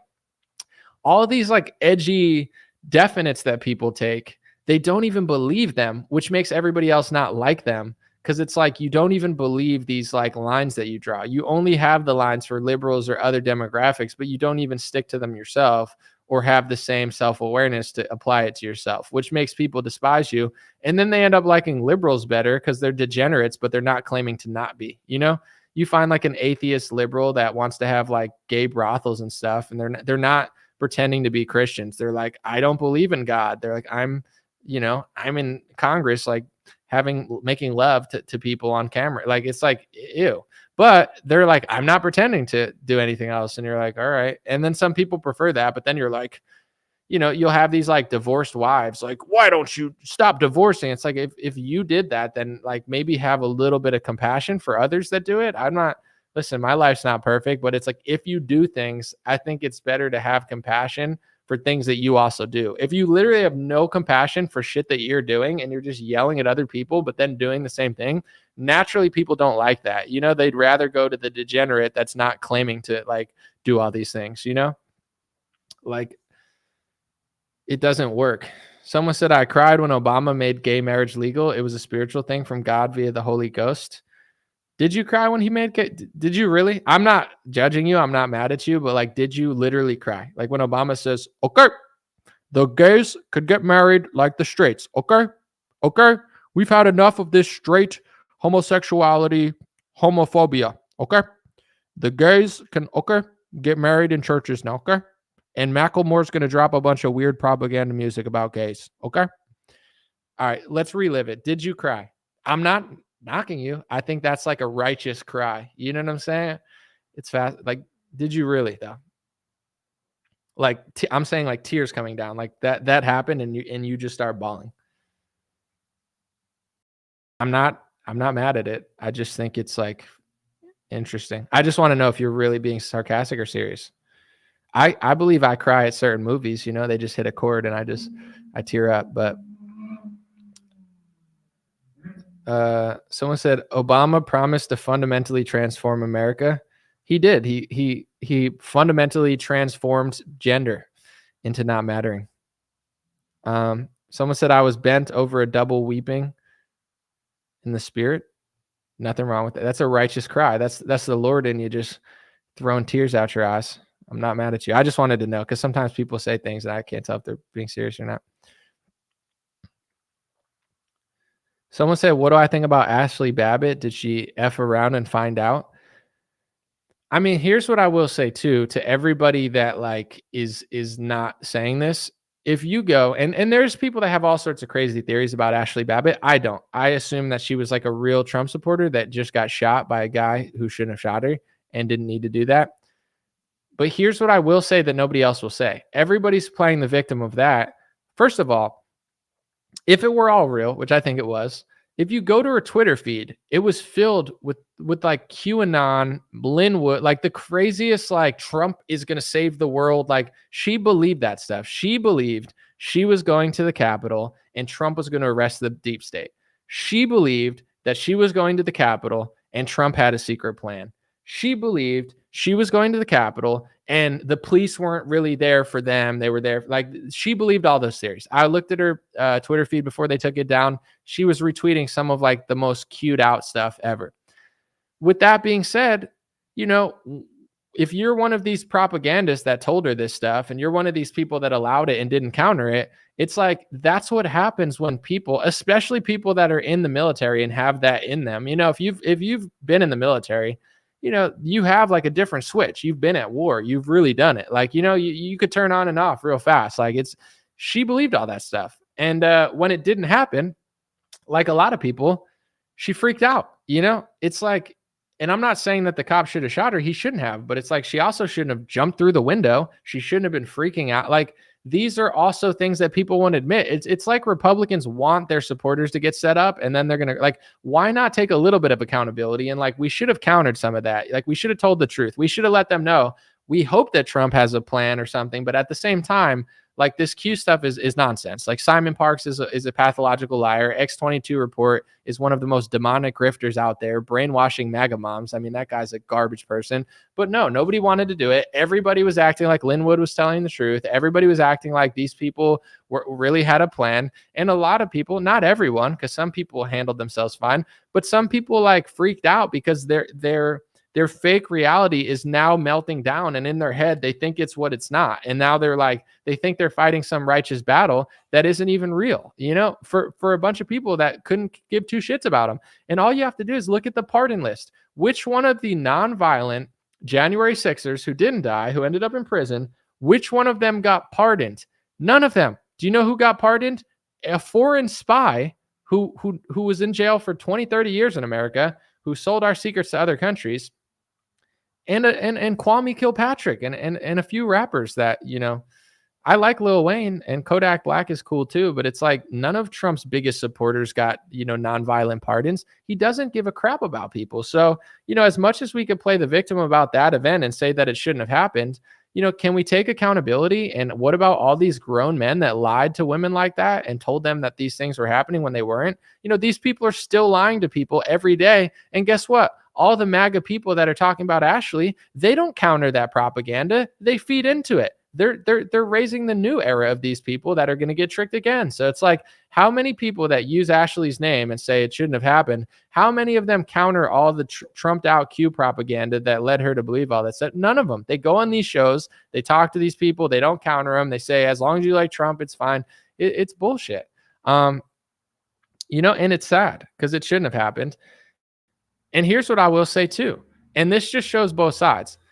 I'm not saying it was right. I think the police could have used less force. And I think that she shouldn't have jumped through the window or whatever the hell happened. But I don't think the police needed to do that. With that being said, if it were a Palestinian liberal protester that did that, All these Republicans saying they don't agree with it would be happy that they got shot, and vice versa. All these Democrats that claim that they care about the cops now, they don't give a shit about the cops. They hate the cops when it doesn't go against it. Both sides are fake. If you could take the Ashley situation and do it to a Palestine protester with the same exact situation, everybody on the right is cheering it on and saying that they're getting what they deserve. So it's like both sides are full of shit. They don't mean anything they say. They have no moral standards. They don't believe what they like. Left wingers like the police now because the police shot a Trump supporter. No, they don't. They just don't like Trump supporters. You know, the right's mad at police now because they think they went too far. If you could put a left wing protester against Brett Kavanaugh, who did the same exact things as Ashley did, all your favorite influencers would be like, well, you know, back the blue. They shouldn't have went in there. You shouldn't have broke a law. You know, it's everyone's fake. Someone gave me 70 czar. What is that? God bless you, bro. A genial and factual dude, always honest and accountable. One cutting through lies. Stay strong. Stay strong. Q sent me. What is czar? I got to look that up because you're giving me currency that I don't even know what it is. Czar to USD.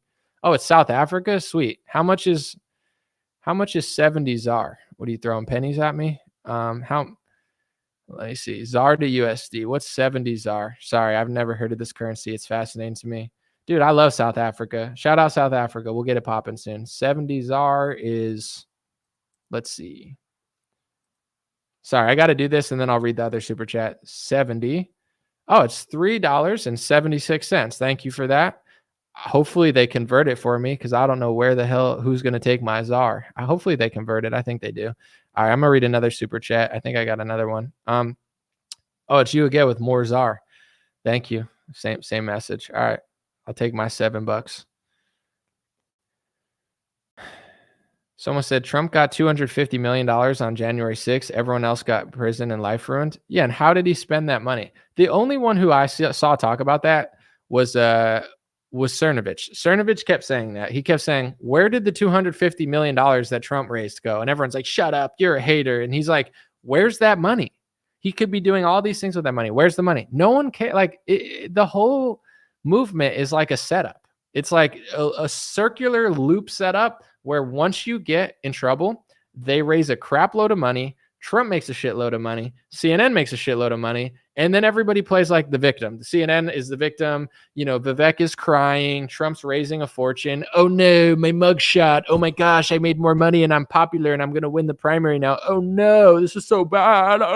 It's all fake. Like, you know, it's just all fake. And I wish the best for these people, but once you see it, you can't unsee it. And half the stuff people are arguing over, it doesn't even make sense. They don't even mean what they say. And they're taking these victories in schools as like wins. Like, oh, look, this guy's so based now at Harvard. They're not based, guys. They fund liberals to get an objective, and liberals aren't doing the objective anymore. So now they're going to fund Republicans and hold you for ransom over the objective. And if you don't do that objective, they'll pull the money and give it right back to Democrats. It's like, you know, and I don't blame them. I'm not a victim. I'm not saying they're bad or hateful. Maybe it's just human nature. And if people can't figure this stuff out, then it's like, you know, it's on you. Like it's right there waiting for people to figure it out. I want to make this point too, because I thought of this recently, and this is like a hard concept for people to realize, because if you really hate Biden and you like Trump, you don't think this way, but it is like kind of weird. Okay, so like let's use the main talking point against Biden. There's a lot. Biden sucks, but like, what's the easiest way to make Biden look super incompetent and unfit for office? He's too old. He's too old. Listen, I love the elderly. But 81, and you're going to run till you're what, 87? It's too old. You shouldn't, right? I mean, 70s is too old. 80s is too old. It's too old. You know, he's too old. That's like the easiest way to win an election against Biden. Convince everyone he's too old. So who are Republicans probably going to pick in the primaries? A guy who's 77, who's also astronomically old, who's also a shell of who he was 7 years ago, who's also being protected by right-wing media, the same that they're protecting left-wing media. I saw a tweet from Patrick Bet-David the other day. It was interesting, and he made a list, right? I like Patrick. He said, here's how you could tell if a politician's an establishment politician, and it had like 5 things. And the first one said, they don't go on podcasts. And the second one, I can't remember, but it's like they don't get challenged or something, or they refuse to get challenged. They don't go on podcasts. And everyone in the comment section was like, oh, that's DeSantis and Nikki Haley. Nikki Haley's absolutely establishment, but it's like Trump goes on no podcast. But literally, like DeSantis doesn't go on that many, but he's been on more than Trump. So it's like, how does no one see that? He doesn't do interviews with anybody that questions him. He doesn't do debates. Like Trump hasn't been challenged from somebody on the right besides Megyn Kelly, and he hated that. So it's like he shields himself even more than DeSantis shields himself. But nobody notices that. So it's like the point that I'm trying to make. You're going to complain about an 81-year-old guy, rightfully so, and say his age is too much, so you should vote for our candidate. And then you run a 77-year-old who's being protected by right-wing media, who's also incredibly old. Like you're almost like losing that edge. And people will be like, well, he's better than Biden. Sure, but he's not young and he's not better than he was 5 years ago. He's just like everybody, 77. Find me a 77-year-old man that's as cognizant as a 40-year-old man. It's hard. It's nearly impossible because it's just basic human nature. It's the same reason that Trump at 77 is not going to beat himself in a race at 40. Like the chances of him beating a 50-year-old at anything is hard. That's why you shouldn't be 80 years old in politics. But it's like, so that's your big complaint. And you're going to pick a guy who's literally almost as old as Biden and who will be as old if he wins in office. He'll be 81 at the end of his term, or 82. Okay. Now we move forward. It's like, what's the other talking point? It's like, well, the economy is in shambles. It's like, yes. And people don't know this. So I think it helps Republicans, but it's like Trump was in office on 2020 and he printed a lot of money, which led to the inflation that we're here. So it's like all these problems that Republicans are complaining about, they're literally picking somebody that is in on those problems. So it's like, you might be tricked by that, but when they get the clips and they get the facts and they get the stats, not that they like facts that much, but and they chop up clips when it's Trump versus Biden, you've lost the edge of he's so old, because they could be like, he's also old. And then you lost the edge of like, well, this all happened. Trump did all that also. He's not an outsider. He has a record to run on, and they can use some of the COVID stuff against him, even though everyone did it. It's like, he didn't not do it. He's not Thomas Massie or anything. So it's like, I don't know. I think it's going to be tough to win this election because the major edge against Biden is neutralized by picking an old guy also. Someone said it's all staged. I think it's staged in the fact that they know how to get the candidates to do what they want them to do. Like the fake narrative on college campuses is, oh my gosh, we've beaten the left. They're getting rid of the left. It's not about plagiarism. They don't care that Claudine Gay plagiarized. That's a total lie. The wife of the guy complaining about it also plagiarized. I'm not saying plagiarism is good, but you don't think there's other people at other places that have plagiarized? You don't think that they've done it a million times? It's because of her foreign policy. The main foreign policy that drives everything in America, the main lobby that you're not even allowed to say has power when everyone knows it has power, that's like the number one thing in America driving everything. So if you go against that, they'll find something to kick you out under. There's other people who've plagiarized, but as long as they play ball with that, it's not about that. It's not about America first. They're not going to like teach your kids the right values. It's just like find someone who plays ball. And that's what they've done over the last couple of decades. They find people who play ball. They give them money. And then they get you to fight over things that aren't even real. So it's like, it's staged in the sense of like, every major candidate right now is compromised by the one thing that, in my view, controls everything. And the only one who doesn't seem like they are is a pharmaceutical CEO who came out of nowhere, who said he cried during the Capitol, but now he's like ultra MAGA. It's like, it is like a stage, and these actors are not even that good anymore. Someone said fake and Claudine Gay. There's a lot of puns to do with her last name. Let me see. She plagiarized 40 or 50 times and they got rid of her because they were having their money effect. They didn't get rid of her because she plagiarized. They got rid of her because she didn't bow down to Israel and she was allowing too much Palestinian, protests. And I don't care. Like, I'm not a protester. I don't give a shit what they do. I'm just saying, like, it's not because she plagiarized. That's what they found. And that's the narrative they pushed after they realized that the major donors to that, to that college, Zionism is their most important ideology. So when the Bolsheviks and the liberals and the communists and the progressives and the women go against their ideology, they freak out, pull their money, get rid of them, and give it to somebody who will do what they want. It's not about plagiarism. You could think it is, but it's not. Did she plagiarize? I'm sure she did. She's not the brightest bulb in the bunch. They don't, they're not. Being bright is not what gets you to that position. Being subservient or just like too dumb to actually do anything is probably what gets you there in the first place. Being a good listener and a follower. And the second you don't follow, they kick you out. She's not president. Yeah, she'll be fine. It's the same with like Kyrie Irving. You know how many crazy, stupid things that NBA players have said and done? And there's a certain line that gets you in trouble. It's like, oh, because he shared the link of a documentary that was bad. You don't think anyone else has shared documentary links that were bad or had bad opinions of songs that talked about bad stuff? It's not about that. That's what people think it's about, but it's pretty obvious. Like with all this stuff, I don't even want to talk about it anymore because the stakes are high. And if you can't figure it out, maybe you never will. It's like the old saying, you could lead a horse to water, but you can't make them drink. If you can't figure it out by now, why, people end up hating you for telling them the truth. Like if you tell a liberal the truth, they hate you. If you tell a Trump supporter the truth, they hate you. People end up despising you and they'll learn on their own time. Either they'll learn or they'll stay there. So it's like, there's no advantage to me trying to hound these points to people that don't want to hear them. I'm talking to people that want to listen and people who don't. I don't care how much money I lose. I don't care how many followers I lose. I don't care. Like these grown men on Twitter think I care. Like, hey, it's like, go away. Like you're just wreaking patheticness to me. Like I'm not asking you to follow me. I don't know who you are. I don't care. Like, oh, you're just a hater. Why am I a hater? I like him. You didn't even know who he was a year ago. Like, okay, you like him? Awesome. I like him. But like you can't even consider that this is why the people run the show. People are too weak and weak people get conquered. It's that simple. Like if you're too weak to do something about it, you get conquered. Just because you wear a red hat or you're a Vivek fan on Twitter, no one cares. The elites don't care. I don't care. Like no one cares, and then there's always something I notice every time.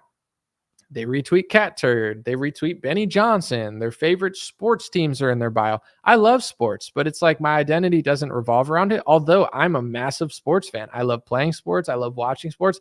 I like sports more than most people. Most people would make fun of how much I like sports. But like if you go to my bio on Twitter, it doesn't say Titans fan and Bronco. Like that's fine. I don't care that people, they like it as their identity, but it's like, I'm just noticing a pattern. I don't hate Cat Turd, but like 90% of the time people freak out at me, they retweet him. 90% of the time that people freak out at me, they retweet Benny Johnson. And if they're not retweeting Cat Turd and Benny Johnson, then they have their favorite sports teams in their bio, which means they're a professional sports fan, So that's why they don't understand. They think it's a sport, politics are sports to them and they're a fan of this guy and they get mad. Cool. It's like, I'm not trying to argue with a Broncos fan 5 years ago that Jay Cutler's not the best quarterback in the league. It's like, you're not going to win that argument. They're not operating off of like logic and reason. It's like, that's my team and I like them. And it's like, okay. It's whatever. Who's Cat Turd? It's some like Trump dick rider on Twitter that just brainwashes Republicans and just says like really generic stuff. And then people are like, and then like they just start drooling and getting angry at like critical thinking. And they're like, oh my God. Like, I don't know what he's doing, but I don't follow. Someone said they're all trying to farm engagement on Twitter. Yeah, but it's not even just that. Because sometimes people will say to me, they'll be like, oh, you're just saying this edgy opinion to farm engagement. I actually don't like arguing with people. I'm not a confrontational person. Like in my real life, I just like to do my own thing and I don't give a shit what everyone else thinks.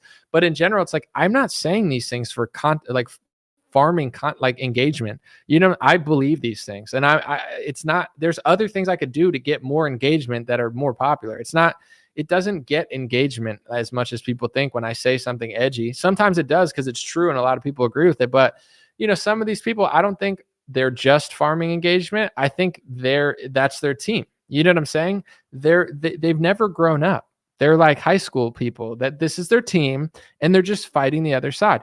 Just look at the DeSantis versus Trump influencers. It's high school. These people don't believe anything. Like it's like it's like pick a team and fight with each other like your high school mean girls. Like it's Lindsay Lohan. It's very revealing. It shows that a lot of adults never grew up and they're seeking, I don't know, validation, or they just want their team to like win. Tribalism makes sense in some ways. Like, some people say tribalism, it doesn't make sense. Tribalism does make sense. I totally get the psychology of it. It's like everyone needs a tribe. Like, if there's 300 million people in America, who wants their tribe to be one person? If you're an introvert, it's nice to be alone and listen to music, but like everyone wants a tribe. Everybody wants a family. Everybody wants a team. Everybody wants a support group. If you don't have a family, you want friends in your tribe. Everyone wants a tribe. Tribalism is necessary, and it's actually healthy if your tribe makes sense. But because people don't have strong tribes in whatever it is, religion or family or whatever that may be, I think they seek a tribe in politics. And having a political tribe also makes sense. But I don't think that people want to know, like, to me, left wing, right wing, Trump, but like the real game that's being played is deeper than like that guy's fighting that guy. Like, it would be like if you were watching Hulk Hogan fight Rey Mysterio or whoever, I don't know, Andre the Giant. And in your head, you're like, this isn't pre-planned. And I'm not like, hey, I think wrestling is fun to watch. I think it's highly impressive, the tricks they do. I actually think wrestling is cool, but it is pre-planned. I'm not trying to ruin your day. You might not know who wins, but it is pre-planned. Like, factually, they already know who wins and what they're doing beforehand. It doesn't make it any less cool. It doesn't make it any less impressive. I still like wrestling. I think it's cool, but it is pre-planned. And if you say it's not, you're just lying to yourself. It's like politics, if there's certain entities that control both sides, it's not a wrestling match. This is your kids and your family. And like, that's why people care about it so much. This is your future on the line. This determines whether you wake up in 10 years and you live in America or you live in a foreign country where everyone hates you. Everything's on the line. So it's like, it's not wrestling, it's real. But sometimes it is predetermined and they do control both sides, and all the major candidates are controlled. So if that is the situation, nobody fears people that treat it like wrestling. If you think it's rock'em sock'em robots, Trump versus Biden, you're not a threat because of that. You're easily controllable because of that thought process. And the only way to break that is to figure out that it's happening and see past the third wall. And then there'll be a demand for that. And then there'll be a supply for it. There's no demand for that. There's a demand for Trump, and there's a demand for people who hate Trump. So there is no demand for people who figured it out, because nobody seems to have figured it out, even though it couldn't possibly be more obvious. Supply and demand. There's no demand. I want a politician to do this and this. There's a demand of people say, I just don't want Trump. And there's a demand of people say, I just want Trump. I trust him, even though I shouldn't. So it's like, people are tribal, understandably, because they realize that their future's on the line. But apparently they're not smart or wise or realistic enough to realize that the game is not what they think it is. And the only way it's going to change is if they figure this stuff out. And the main thing I always hear is people think it's a black pill, which, if you don't know, a black pill means like you're pessimistic. Oh, Anomaly took the black pill. He's so pessimistic. He's dooming and glooming. I'm realistic, right? If they say 15 days to slow the spread, we're in a lockdown, I'm not going to piss my pants reading X22 reports saying that Trump's going to arrest the pedophiles in the Vatican and this is a good thing. Like, that doesn't make you optimistic. It makes you insane. People are legitimately like mentally ill and they think it's optimism. Like, no, you're mentally ill. You're like brainwashed. You're as far gone as a liberal. So people think like, if you tell the truth of yourself, like I had a good time during lockdown, but at the same time, I was realistic about what it was. I wasn't like pissing my pants being like, oh, this is the moment I've been waiting for. I've been programmed by a message board for 4 years. I love this. Trust the plan. Trump's going to arrest the pedophiles. No, he's not. You're mentally ill. You know what I'm saying? Oh, you're just pessimistic. No, you're insane. I'm having a good time playing video games with my friend, but I'm also being realistic about what's going on and trying to report my way out of it and tell the truth about it. Like, why I can't disagree more when people say, if you watch my live stream, am I pessimistic saying this year is going to suck? I hate my life. No, I'm like, if your value is believing politicians who aren't real, you're going to constantly be in a black pill situation. That's not optimism. Like, optimism is knowing that you have a plan, you have a support group around you, you make the most of your life, whether it's good or bad, you try to, perceive it in the best way and move forward. Like, if your life revolves around, like, if Trump doesn't save me, I'm pessimistic, you're nothing. Like, that's not optimism. That's like weird. So I can't, like, anytime I say this, people will be like, oh, you're black pilled. Like, you lying to yourself isn't a white pill. At the end of the day, I would prefer that Trump beat Biden or DeSantis beat Biden or anyone beat Biden, because the border open, in my view, is the number one threat to America's future. It's insane. And someone needs to close it and actually do something about it. So I'll vote for Trump over DeSantis. I mean, Trump over Biden or DeSantis over Biden, whoever wins, if that's even a thing, or Vivek or whatever. I'll do it. With that being said, I don't care as much as other people care, because I don't even think it's real anyway. And I think a lot of these people, it's like Tom and Jerry, where they just run in circles. And if Biden wins, I'm not giving up. I'm not pathetic. It's not like if times get tough, I'm just going to give up and cry. Like, how many grown men are acting this way? It's like, what, especially if you're married or dating someone or you're not, like, what does your wife or your girlfriend think about that you're like, you only have hope if one politician wins, and if you don't, you're going to spiral and be like pessimistic? Like, who wants a man that can't lead them into the future? Like, people have gone through worse things than we're probably going to have to go through, and the real men were the ones who survived, and the men who faced reality and made the most of it and found their way out are the ones who survived. And the ones that pissed their pants and believed in like a savior that wasn't God, that was like a politician who hates them, that, like, you lose. So it's like, I don't know why people, it's like, oh, if Trump wins, my whole life's saved, and if not, I'm done. It's like, no, if Biden wins, he's going to screw over the country. But Trump won in 2016 and screwed over the country, and it didn't even matter. So it's like, I think he'll do something. I hope he does something, but I don't know. He might not do anything either. He might bring in like, oh, he slightly secured the border, but he ushered in COVID lockdowns. It's like,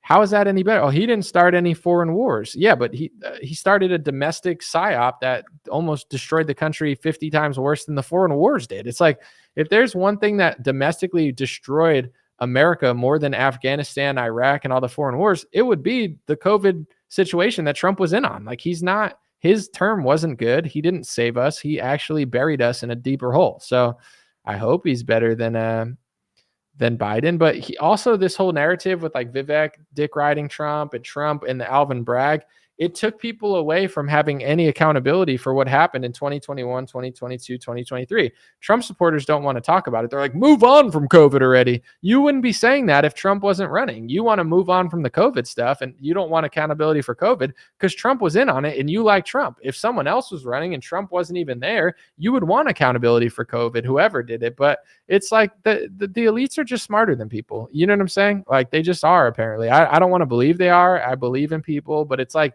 if people are so dumb that they can't figure out what's going on and they just keep tripping over their own feet, like, we're not a victim, and it's not a black pill. It's literally what's happening. Like, if I say mandatory vaccines are around the corner and you say it's a black pill, and then 2 years later, mandatory vaccines come, it was me trying to tell you it was happening, hoping that you actually cared and provided some sort of counter. Because you didn't care and considered it pessimism and didn't counter it, you get it. Like, it's not pessimism. It's just like being a man and facing the reality of what's going on.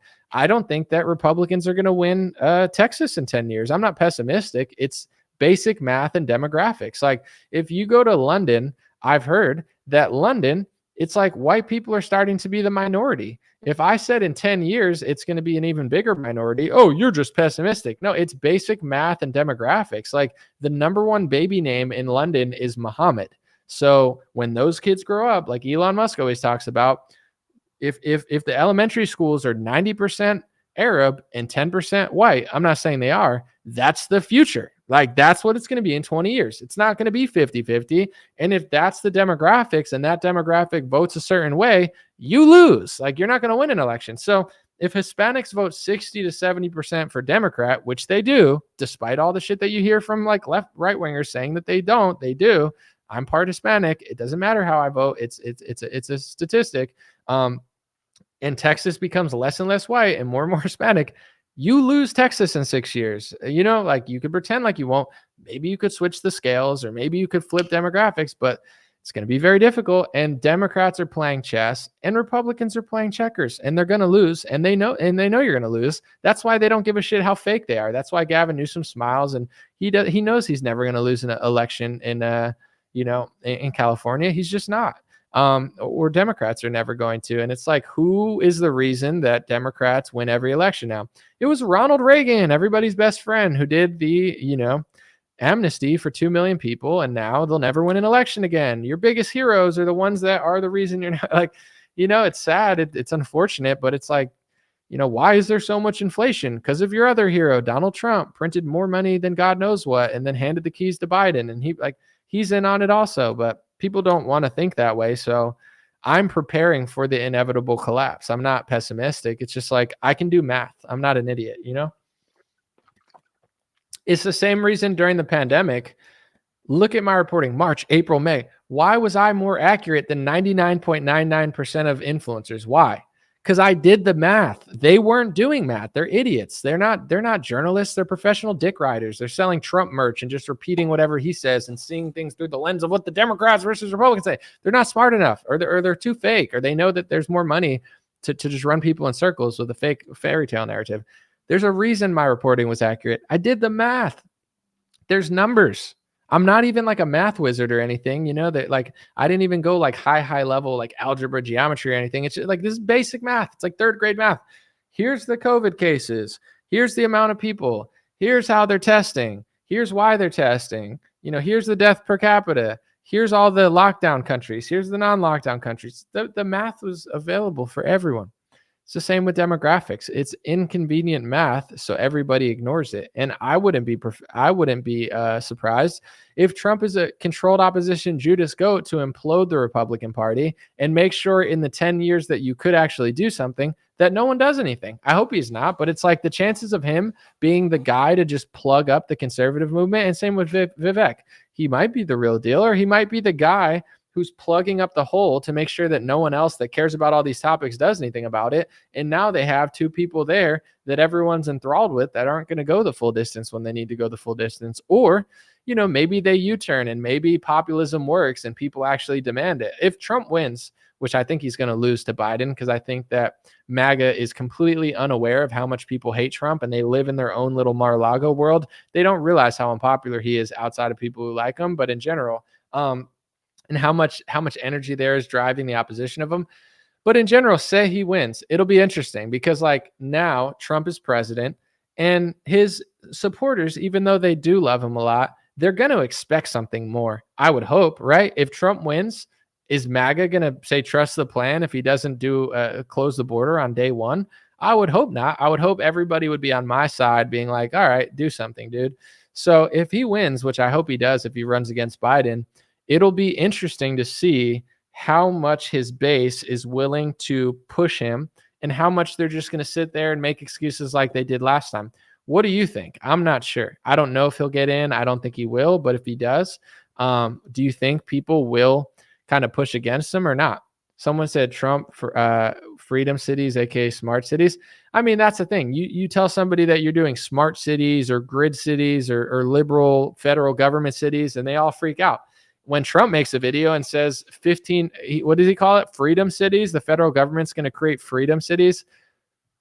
People ignore it. It's like they could just rebrand the Agenda 2030 under Trump. It's like, oh, the China virus. Like, it's so obvious. Like, the China virus is coming, guys. We got to do it because we're fighting China. Oh, the China lab. You mean the one that America was funding? The China lab. You mean the one that Fauci did the EcoHealth Alliance to? America's just as complicit as China is. Like, that's the right-wing narrative. It was China who did it in the lab that America worked in the lab that America funded.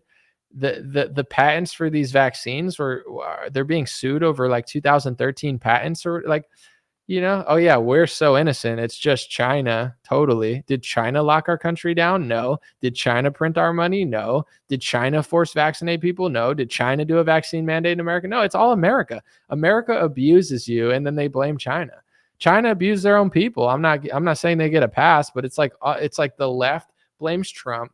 Trump blames China. China blames America, and everyone's right. They're all in on it. It's like a giant Tom and Jerry episode where they just point to each other. They're like, oh, you were part of the lab also. And it's like, it was China, it was Trump. It's like, does no one pay attention? I don't get it. I understand why people that are busy in their real lives and doing jobs, like I get why those people don't get it. But the influencer class, like I'm like, you guys have spent the last 6 years talking every day about politics. How could you not get it? And then vice versa. It's like, I know why they're lying to you. I know why they're giving you half truths. It's more profitable, like, but they're making a lot of money and getting a lot of opportunities off it. Then I flip it back and it's like, why are people following this stuff? Because like, you're not getting what these influencers are getting for lying. Like, they're getting things to do this. You're not getting those things. Why are you doing it? It's this unholy alliance where like people are too busy to do a lot of research, so they export their trust to certain influencers. The influencers take the trust and they say, you trust me and you only know what I tell you. And I know you only spend a couple minutes or a couple hours and I spend all day. So here's what I tell you. You get it. The influencers make money. The people believe it. The people get nothing, but they just don't have the time to figure out that these people are lying to them. This is like unholy alliance where like people should not export their trust to people and critically think. You know what I'm saying? Like, they shouldn't just like blindly trust anybody. But then vice versa, these people should not be taking advantage of you, but they have, I would say like they have an incentive to take advantage of you. Like, I follow this account. I might have unfollowed. I'm not sure. I like him as a person. I still do, but I do find him to be like an insufferable propagandist now. But his name is The Typical Liberal on Instagram. Like the guy, he's a nice guy. Never met him, but like we've always been cordial. But his information, it's like when the Ukraine war broke out, he pushed Ukraine war propaganda for 2 weeks. He pushed every fake story and then he U-turned. But for the first 2 weeks, he pushed every fake story. During the Israel-Palestine war, he did the same thing. He acted like he was a war expert, pushing everyone's propaganda, and then he fell off it and he doesn't push it anymore because he probably knows he's full of shit. And then when it comes to Trump, 100% of his page is pro-Trump propaganda. There's 0% any sort of like a disagreement. If you go on my page and you scroll back 4 years, you could probably find 100 videos supporting Trump and 20 videos criticizing him. But that's too many. Like, because I have a 5-1 or a 6-1 or a 7-1 Trump supporting narrative, like people can't handle that. They're used to 100% Trump. Like, if Fauci did something, he calls it the Fauci vaccine. And it's like, the Fauci vaccine. Trump calls himself the father of the vaccine. Trump wants credit. He says Fauci didn't do anything. He keeps saying it's my vaccine, not Fauci's. So you don't like the vaccine and you tell your audience it's the Fauci vaccine, even though Trump wants credit for it. Like, it's a pro-propaganda brainwash page to just rot the minds of conservatives. And that's why they don't know anything. They follow Instagram pages like this and Cat Turd and stuff, and they just rot their minds. They don't think. They're like, oh, Biden took money from pharma. He's corrupt. Well, Trump also did. Oh, that's hate speech. I hate. Like, they're total hypocrites. They claim they don't believe in hate speech. If you say something about gay people, the left says it's hate speech, and they say you're being hateful. If you say something about demographics, the left says it's hateful. If you say something about the pharmaceutical industry, the left says it's, anti-science, and you're being hateful and, anti-science or whatever. The right are total phonies. They say they don't believe in hate speech. It's all, anything's allowed, and facts don't care about your feelings. It's not about emotions. You literally just post a stat or a fact about Trump taking money from the pharmaceutical lobby and then hiring the pharmaceutical lobby to run the government. And they start commenting, why are you being so hateful? You're hateful. They think the truth about Trump is hate speech, even if you don't say anything else but the truth. The truth is hate to people brainwashed by pages like The Typical Liberal. Like, it's frying the brains of conservatives and guaranteeing that they're controlled op. And it's frustrating because it's like, then these people come back to me and they can't think straight because they haven't thought straight in 4 years. If you follow a page that posts like 5,000 videos of Trump eating pizza and handing out stuff with like America songs in the background, you're going to be like, it's like watching Biden eat ice cream to a Lenny Kravitz song. You watch 1,000 of them and you're like, oh, Biden's a patriot.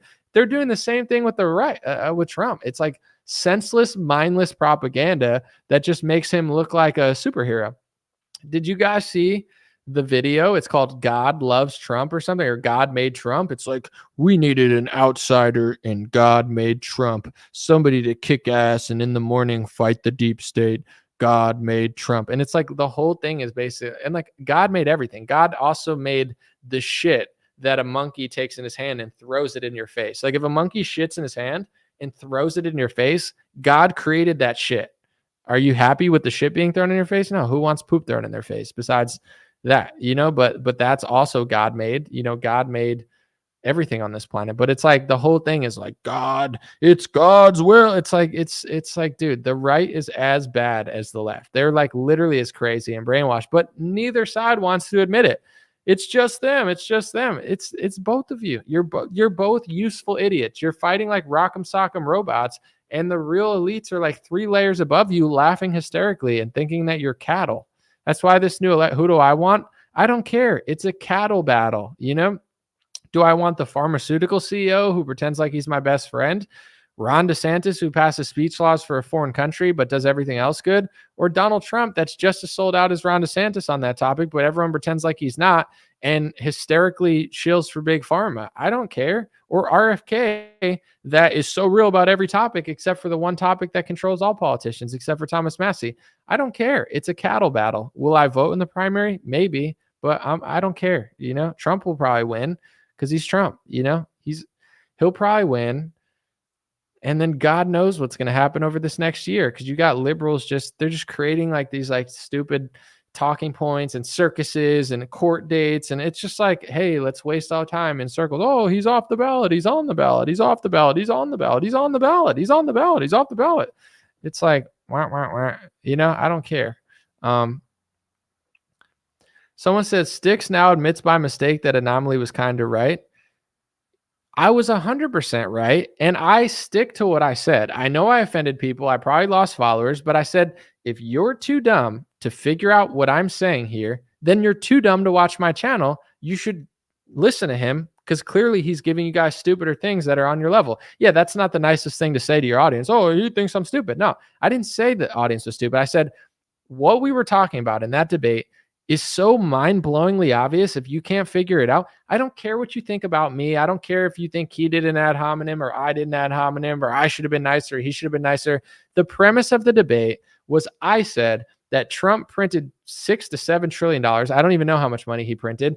And inflation was coming regardless of whether Biden won or not. I said, whether you give Trump 1% or 5% or 10% of the blame or 50%, even if you give him 1%, Trump is in on the inflation and the Republican Party. And it's not just Trump, it's the whole system, right? He goes, no, it's just Biden. That's stupid. That goes against all economics. Nobody believes that. So people are fooled by characters and plots and Trump and Sticks. And I don't care. It's like, this is an IQ test. I don't care if you hate me and you think Sticks is the greatest person in the world, even though he looks like a string bean that, is being like, dehydrated and like hung up to dry. It's like, if you can't figure out that nobody can print that much money and hand out COVID checks without inflation coming, you're dumb. Like, I don't know a nicer way to put it. You're dumb.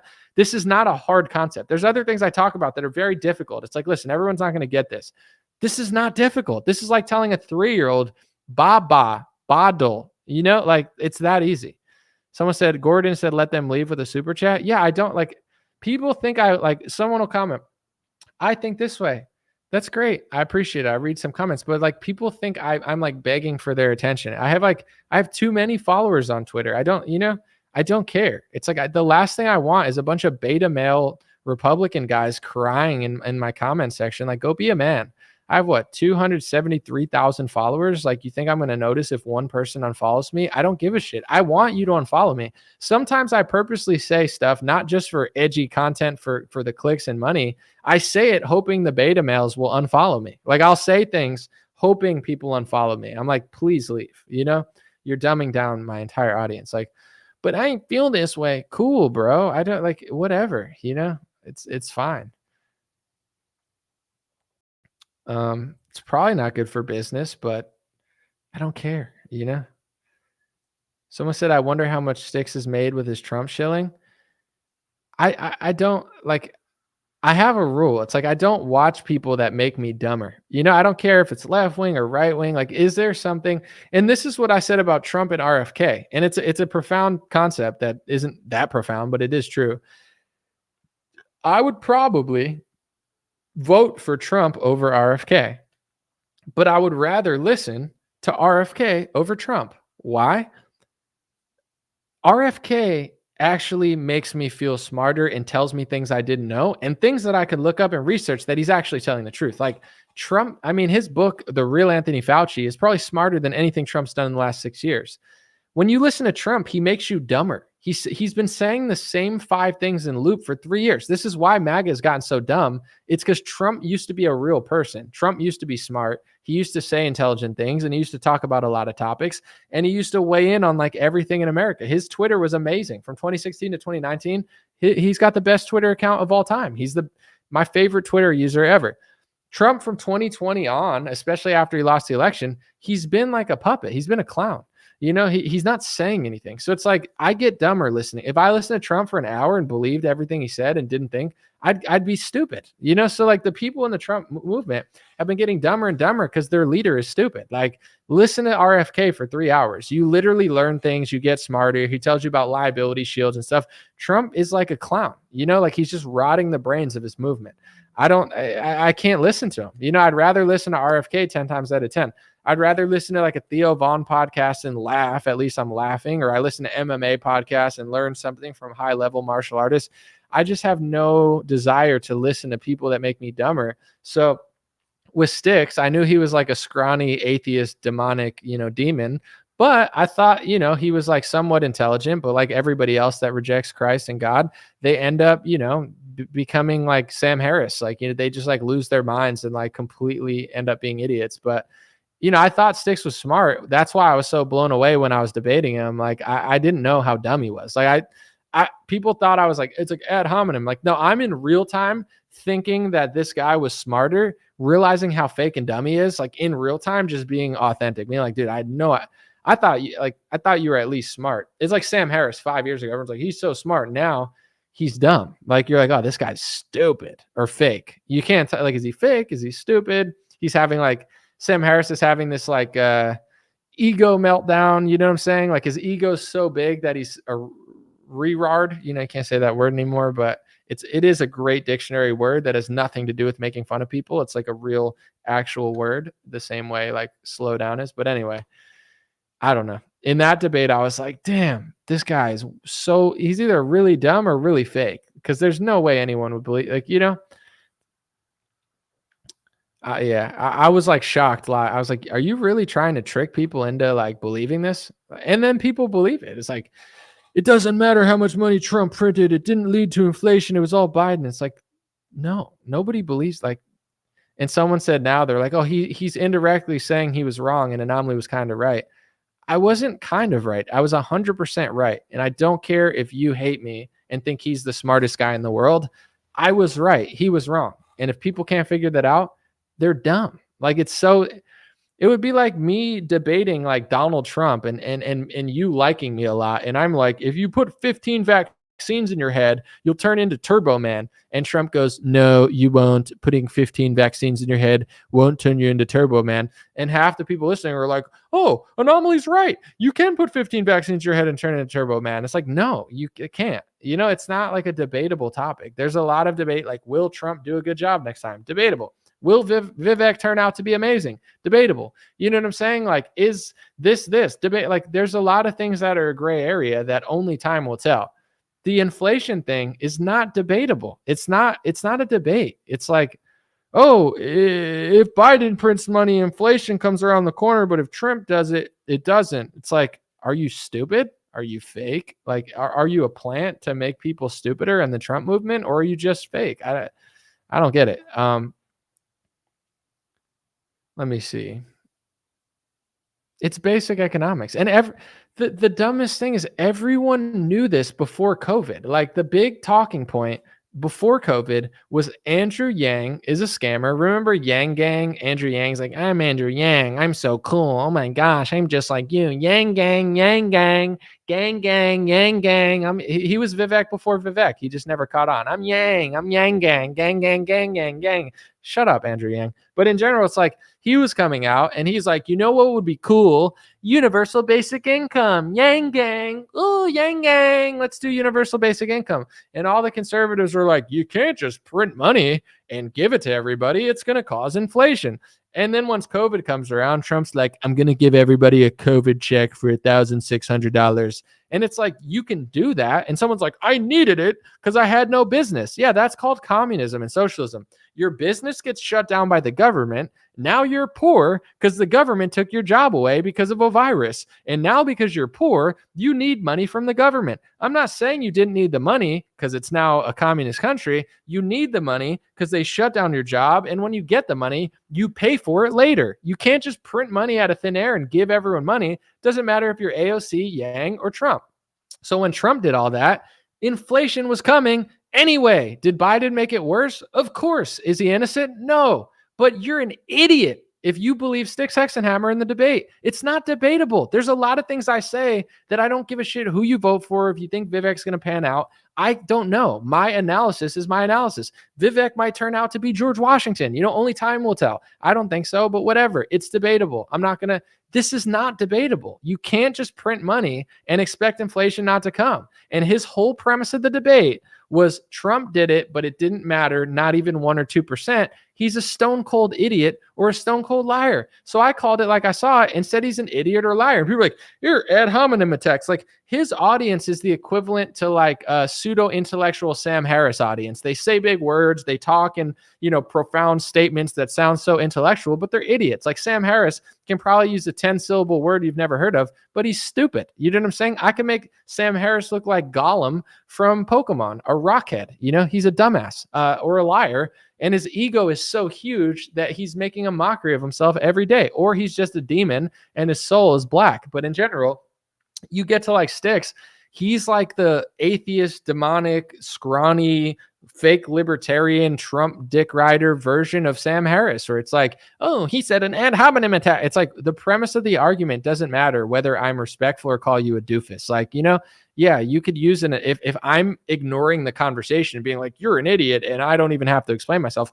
I spent an hour explaining exactly what I meant, and then I called you an idiot. It's not like I only had ad hominem attacks. I'm just like, are you dumb? Here's like, it's, I wasn't like, you're just dumb. It's a conspiracy theory. I don't have to prove. I prove myself. It's so me and him in a YouTube boxing match. Are you kidding?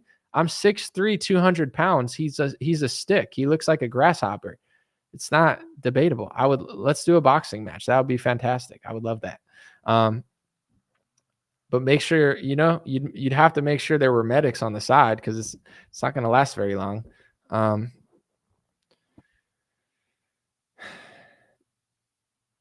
But yeah, I mean, it's like, I was trying to figure out mid-debate. I'm like, is this guy like a total con artist, just like scamming Trump supporters, or is he dumb? Like, that was what I was thinking in my head because I thought he was smart before the debate. I didn't think he was that dumb. So it's like, it's not, it's a simple concept. It's like, if Andrew Yang prints money, it's communism. But when Trump does it, it doesn't lead to inflation because I like him a lot. Oh, but he used an ad hominem attack. It's like, you guys are the pseudo-intellectual equivalent of like a left-wing Reddit hipster who thinks they're right about everything because they use big words, but they couldn't even like fix an engine or, like, oh my God, I'm so much smarter than middle America. It's like, then can you do anything? No, mommy, I can't even wipe my butt. It's like, then you're not that smart. Like if you don't have the basic engineering to do anything, but you think you're smarter than everyone, but you're wrong about every topic. Like you have a PhD and you don't even know that like crime is too high in San Francisco because the prosecutors suck. You're not smart. It doesn't matter if you use 5-syllable words. Like this is basic human nature that like any idiot could figure out. So if you can't figure it out, but any idiot can figure it out, you're even a bigger idiot than an idiot. Like, and that's like liberals like, but I went to school. What did they teach you in school? You went to school for 6 years, but you can't even figure out why San Francisco is a shithole. What school did you go to? The school of freaking rock heads? Like the school of garlic aioli sauce? They taught you how to charge $25 for a hamburger and do like truffle fries, but you can't even figure out that like Chesa Boudin and freaking these other clowns are not good prosecutors. Like it's a joke, and that's what Sticks was. He was like a right-wing version of those like pseudo-intellectual hipsters that like, you feed into people's egos and you want them, you like make them feel smarter about themselves by listening to you. It's all weird. I don't know. Someone said Trump's going to make Antifa rich again. Oh, he's like a dream of Antifa and CNN and stuff. They're going to go ape shit. CNN's going to cash out. And I'm not saying that you should bow down to Antifa just because they get pissed off, but it's like, there's a lot of younger kids too that are going to vote against Trump because they're just tired of like this shit. They're like, it's not even like his fault necessarily, but they're like, please, not that again. Like, why are you running that back? You know, like they don't look at that era as a great era. They're just like, am I going to vote in the primary? Probably not. Maybe I'll vote in the primary, but probably not. I want to see how Iowa goes and if it even matters, but probably not. In the general, I'll probably vote. Yeah, I'll probably vote for the scammer known as Trump, because the scammer known as Trump is probably going to fix the border more than the Biden one. And even if he does a 10% job, it's better than Biden. On day one, Trump will change the policy of like, you know, coming across. And I see that, like, I didn't always feel this way, but I see that as almost one of the biggest threats to America. You can't have a wide open border. You can't have this policy. And this is why they don't like Trump too, in a way, is like all these nonprofits and controlled op things, like they so bad want to just flood America with like 100 million people. If Trump wins, he's got to shut it. Even if he does nothing, he'll do more than Biden. But if he goes the distance, if his base pushes him to go to the distance, then, you know, maybe he'll actually do something. But I hope if he wins, people actually push him. But yeah, I would say the border is you know, my main driving factor for why I'll vote. And locally, I vote all Republican. I mean, it's a no-brainer. Like on a local level, Democrats ruin everything like immediately, and Republicans, like, they do a pretty solid job around my part. So someone said, Anomaly, say something. I can't read what you wrote. Someone said, I'm gonna vote so hard. I'm voting Republican in the general, but I don't know. I mean, I got to see how it goes. Like if Trump's like, listen, patriots, he's like, we're going to need a new vaccine. Okay. My original Fauci vaccine was not strong enough. Okay. We need a new vaccine and we need our entire Congress to work for a foreign country. Okay. Okay. And then I'll be like, I'm not voting. Like, I guess it really comes down to like how much Trump disgusts me. Like, I used to love Trump, but like listening to him now, every time I listen to him, he like disgusts me, where it's like, I get why people hate him now. Like I never used to get it. I was like, what? He's hilarious. He's funny. He's very honest. Now he's so cringe. He'll be like, my vaccine saved the world. I think I saved the world from the Spanish flu. Okay. I saved the world. And Florida would be good under a Democrat. It doesn't matter. It's just the warm weather. Okay. I mean, it's okay. I don't like when Megyn Kelly asks me real questions. It bothers me a lot. She's a bird brain. It's like, I get why people hate him. Like he's going to create a coalition of like tens of millions of people who don't like him, who are going to vote against him. And I'm going to vote for him. But it's like, can you not blow it, dude? Can you just tell the truth? Like, don't be like, my vaccine saved 100 million lives. I mean, it's like, now you're a demon, in my opinion. You know, I'm not voting for you. I'm voting for the border. You know, like that's why I'm voting, because I know that you'll change the border policy, but I despise you, you know, like just like half the country. Like I get it now. People are like, I don't like him. I'm like, oh, I finally see it. It's not because he calls people mean names. He's just so aimless. Like he's so aimless. He was complimenting Nikki Haley when she first got in the race. He was complimenting her. And I was like, I don't like Nikki Haley. I've known who she was the whole time. And he's like, oh, Nikki Haley, welcome, you know? And then like now he's calling her Bird Brain. And Bird Brain is a funny nickname, but it's like, what's the aim? You loved her 2 weeks, or you were complimenting her 2 weeks ago. I believe he gave her a job in his administration, and now she's a bird brain. And now you're crying about Chris Sununu, who nobody even knows who that guy is. Like, he's just aimlessly like, who can I piss off? It's like, what's the point? Thomas Massie, I mean, how dare you have values? You have values, Thomas Massie. You don't worship me like Matt Gaetz does. You should be like Matt Gaetz. You should have values, but you should only have values when they don't worship me. How dare you tell the truth about the lockdown and communism, Thomas Massie? We need to replace you. It's like, ew. Why is Trump trying to get rid of the only good Republican? Like, I literally only like Thomas Massie at this point. Everyone else I don't care about. And then Trump's trying to kick out the only good Republican. There's literally one. There's one. There's one guy who literally votes ethically and one guy who explains how he votes, and Trump tries to kick the one guy out, and people don't think he's controlled opposition. I think a foreign country should own all of Congress. He's literally said that. He said, I think the foreign country that must not be named, that totally has no power in America, or else they'll call you anti-Semitic. Trump has said he thinks that they should literally own Congress. He's out. That's his America First policy. I want a foreign country to own Congress, and I'm going to try to kick out the one guy that votes against any like foreign aid. But yeah, don't think about it, Patriot. It's like it's so obvious what's going on. It's like, why should I care? Misquote. What's a misquote? What are you saying is a misquote? I could play the literal quote.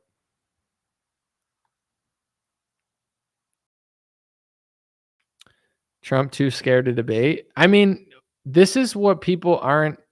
Play it. Just look it up. You could look it up on Twitter. I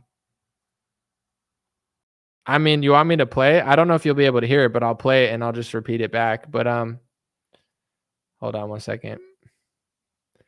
And then I want to talk about him being too scared to debate. All right, here. Can you guys hear it? Hold on, I'm gonna put it right next to it.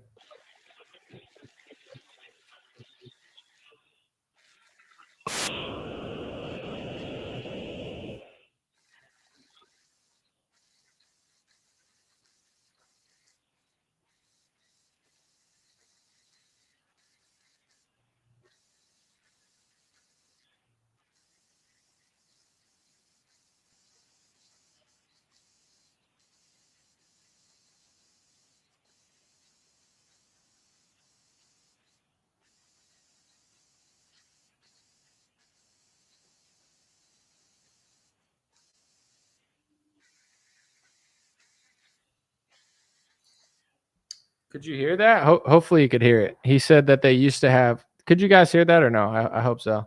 No, people said they couldn't hear it. Well, he said that Israel used to literally control Congress and now they don't. And he said they rightfully controlled Congress. You could find it on my Twitter. He said they rightfully used to control Congress and now they don't. Sorry you couldn't hear it. I apologize, but I played it. Listen to the full thing. You can go listen to it on my Twitter. I'm not hiding it. With that being said, there's only like 9 people in Congress who vote against a lot of their policies, like 9. And there's only 1 in the Republican Party. It's not like all of it's not like all of Congress is voting against them. They're not. 99% of Congress is with it. And there's like 1%. And he's like, they need to literally own it again. Listen to the clip. With him being like afraid to debate, it's not strategic for Trump to debate. But here's what people aren't being honest about. Listen, even if you like Trump more than DeSantis, be honest. Trump has been sheltered extremely by Republican. The only person in the last 2 years that gave him a real debate was Megyn Kelly. She didn't even push back that hard, but she did a good job. Her interview with Trump was good. She asked him the questions that everyone wanted to know. She asked him the reasons that a lot of people liked RFK and DeSantis more than him. And he didn't answer very well, in my view. Since then, no one's given him an interview. He does no podcasts that push against him. He only goes into left-wing areas where they talk about generic left and right-wing stuff. He's been challenged not at all. He hasn't showed up to the debates. He hasn't even been good in years. Like Trump in 2016, those debates were amazing. Like Trump in 2017, 2018, 2019, even a lot of 2020. Trump was a very impressive guy. It's weekend at Bernie's the same way that Biden is. He's better than Biden, but it's like, when's the last time that Trump has debated or had like a serious, I don't know. It's like when he gets in, is he going to be ready? Is he going to look dumb? Like you got to really crush Biden and like win over the middle. I don't know that he's going to really do it, but someone said Trump is still impressive. You're a tool. Oh, look, it's the guy that said I made up the quote that I didn't make up. See, I don't care about impressing you, priority target, because you can't even face the fact. Like there is a video of Trump saying that Israel rightfully owned Congress, and he's upset that they don't. Like that's direct quote, rightfully. He wants a foreign country to own Congress, and when they don't, he's bothered by it, right? You said that was a misquote and a fake quote. You don't want to face that literally happened. So I don't care about impressing you. You're one of those egotistical, delusional, you're not somebody that I'm interested in convincing. Because if you're willing to lie to yourself about that, then what else are you willing to lie to yourself about? I don't care. So, he said Trump is Messiah. Okay, well now I really don't care about, like, these are the people that Trump is the Messiah. Why? Like, you're not my target audience. There's a lot of X22 report will tell you that Trump's like a god. It's completely demonic and sacrilegious, but I can't tell if you're being sarcastic or not. It's like, is this a parody? Is this guy serious? It's hard to tell. Like, you almost come across as somebody that's trying to like blaspheme Trump and make him look crazy and make his supporters look crazy. Because most people don't. Oh, he said he's Jesus Christ in the flesh. You're going to find out the hard way. All right. God bless you, my guy. Good luck. So Trump is Jesus. Well, if that's the case, then voting doesn't matter, in my opinion. Because if Trump literally was Jesus, then it's like, oh, sorry. Why would my opinion even matter? Jesus is like more powerful than anything. So it's like, why would you even get mad at what I'm saying? If Trump is literally, he's already back in the White House, right? Got you. All right. Well, good luck, my guy. He's back in the White House. Got you. Yeah, you're totally. I see people like that. Yeah, I did a little block or like a hide. If you believe he's Jesus, my opinion doesn't matter, and Trump will ascend above everybody.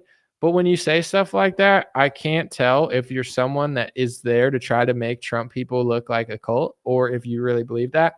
It's hard to tell. Like, that could be someone just trying to make Trump supporters look bad or joking, or that could be someone that's serious. And that's when that type of stuff happens, I'm like, I try to distance myself from a movement. Like, I've said this before. It's like when people Fed post and stuff or do like stuff that I feel like Feds would try to set up Trump supporters. It's like, is that a real Trump supporter? Not that guy. That wasn't like a Fed post. That was just like a Trump worship post. But it's like some people be like, I'm mad. And it's like, are you Fed like, are you a Fed, or are you just a Trump supporter that follows Trump people that set you up to the Feds all the time? Because that's what they do. They like piss you off. They lie to you. They confuse you. They set you up at an event, filling your brain with shit that's not real. Then you get in trouble. Then they play the victim. Then they raise $250 million off you. Then they don't give you any. Then they pardon a bunch of spies and criminals that don't care about you. And then you rot in prison and no one cares about you until Kanye says something, and then all of a sudden Trump, it's like, I'm having a hard time distinguishing like who's trying to set people up. It's like with the Ray Epps guy, like everyone's arguing over whether he's a Fed or not. It's hard to tell. Like, some people think he's a Fed. Most people think he's a Fed. He claims he's not. I don't know. There's for every person, whether he is or not, there's 20 Trump supporters who act just like him anyway. So it's like, I'm not getting into that argument because I don't know who the guy is. Obviously, most supporters think he is. But like, he could easily not be, and everyone's going to like get in trouble saying he is, and then they'll get sued, and then he's not. I have no idea. I mean, obviously most people think he is, but I've seen people that act like him, and it's just like, they're not. I don't know. It's just like, I don't want to be a part of this movement that everyone acts like Feds all the time. It's like, we're going here. We're trust the plan. The police are there to arrest the deep state. Like, no, the Capitol Police are not there to arrest Nancy Pelosi. They're literally there probably to arrest you. I don't know, if you break into something. Like, it's like, no, we have immunity, Patriot. It's like, all right, well, I don't know about all that, but I don't want to be interested. Someone said, you're right. The deep state wants people to do stupid stuff. 1,000%. Just look at the Gretchen Whitmer thing during the lockdown. I mean, that's one of the craziest things ever. The plan was hatched by the Feds. And there were more, allegedly, according to the Daily Beast investigation, there were more Feds in the Gretchen Whitmer kidnapping plot than there were real people. And they created that plot. And that plot was used to make all lockdowners look crazy. So it was like, that was a Fed hatched idea to stop people from protesting lockdowns and make it look dangerous. I mean, that alone is one of the craziest stories I've ever heard in the last 4 years that doesn't even get that much press. Even if the people did it, they didn't even come up with the idea. It was like some Fed trying to get them to do something stupid to arrest them. But here's the problem. When your movement is stupid enough to do shit like that, you become guilty. You know what I'm saying? If you're stupid enough to believe a Fed that tells you to do something illegal because you like Trump or you're mad, then you're going to prison. So it's like, people got to really think about what they're doing. And when you have a movement of Feds trying to set up Trump supporters, but Trump supporters acting like Feds anyway and wanting to get set up and then playing the victim once they do, it's like, get me away from it. when it comes to the person who got shot, I talked about at the Capitol. I'm not saying it should have happened because obviously it shouldn't have, but like no one takes accountability. She was on Twitter posting like schizophrenic stuff about QAnon stuff that millions of MAGA moms still believe, and nobody tells them that they're wrong. And a lot of these Trump worshiping accounts that pretend like they don't believe QAnon, they play into that shit. They go on those shows, they don't debate it because they want people to like Trump. So if people are brainwashed into thinking Trump is like the savior and Trump has this magical plan from QAnon, nobody in the Trump camp cares to tell you that they're lying. So they don't care what happens. It's like, and then it happens and they're like, oh, it's like, what do you think happens when you lie to yourself consistently for years and start buying into like Kardashian plots that aren't true about politicians who don't care about you? Not everyone's going to do stupid crap because most people don't do anything, but like, for every 100 or 1,000 people that do nothing, there's going to be a few people that do stupid shit and get in trouble. And then the feds are happy. They arrest them. They make everybody look bad. And then Trump raises money and doesn't give it any to you. Like it's like the whole movement is now like a trap. I'm going to vote. I'm going to go to events that I think are normal, but like, I just want nothing to do with like any of this stuff. It's like, I don't agree with it. I haven't agreed with it for years.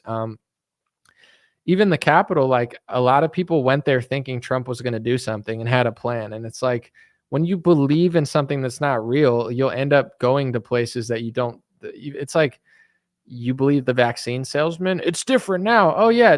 Just like you didn't like him for 3 months and then you went back to like him because of the Alvin Bragg arrest, like it only takes that to move people here. And they know that. So here, and it's like, oh, well, it's gotta be because the election. It's like, all right. Maybe, but what part of 2020 proved that Trump wasn't in on it? Like, I guess when he talked about alternative drugs for a month before he stopped talking about it, or, he had rallies outside, which got people out of the house, which was nice. Like, besides that, like 7 out of 10 things are proving that he's actually just doing what they want him to do. He's like rolling the agenda out. So you're following the guy to an event that rolled the agenda out, telling you that he's going to get the vice president to send the electorates back, which he's not going to do. And it's like, the whole thing, like it's like conditioning.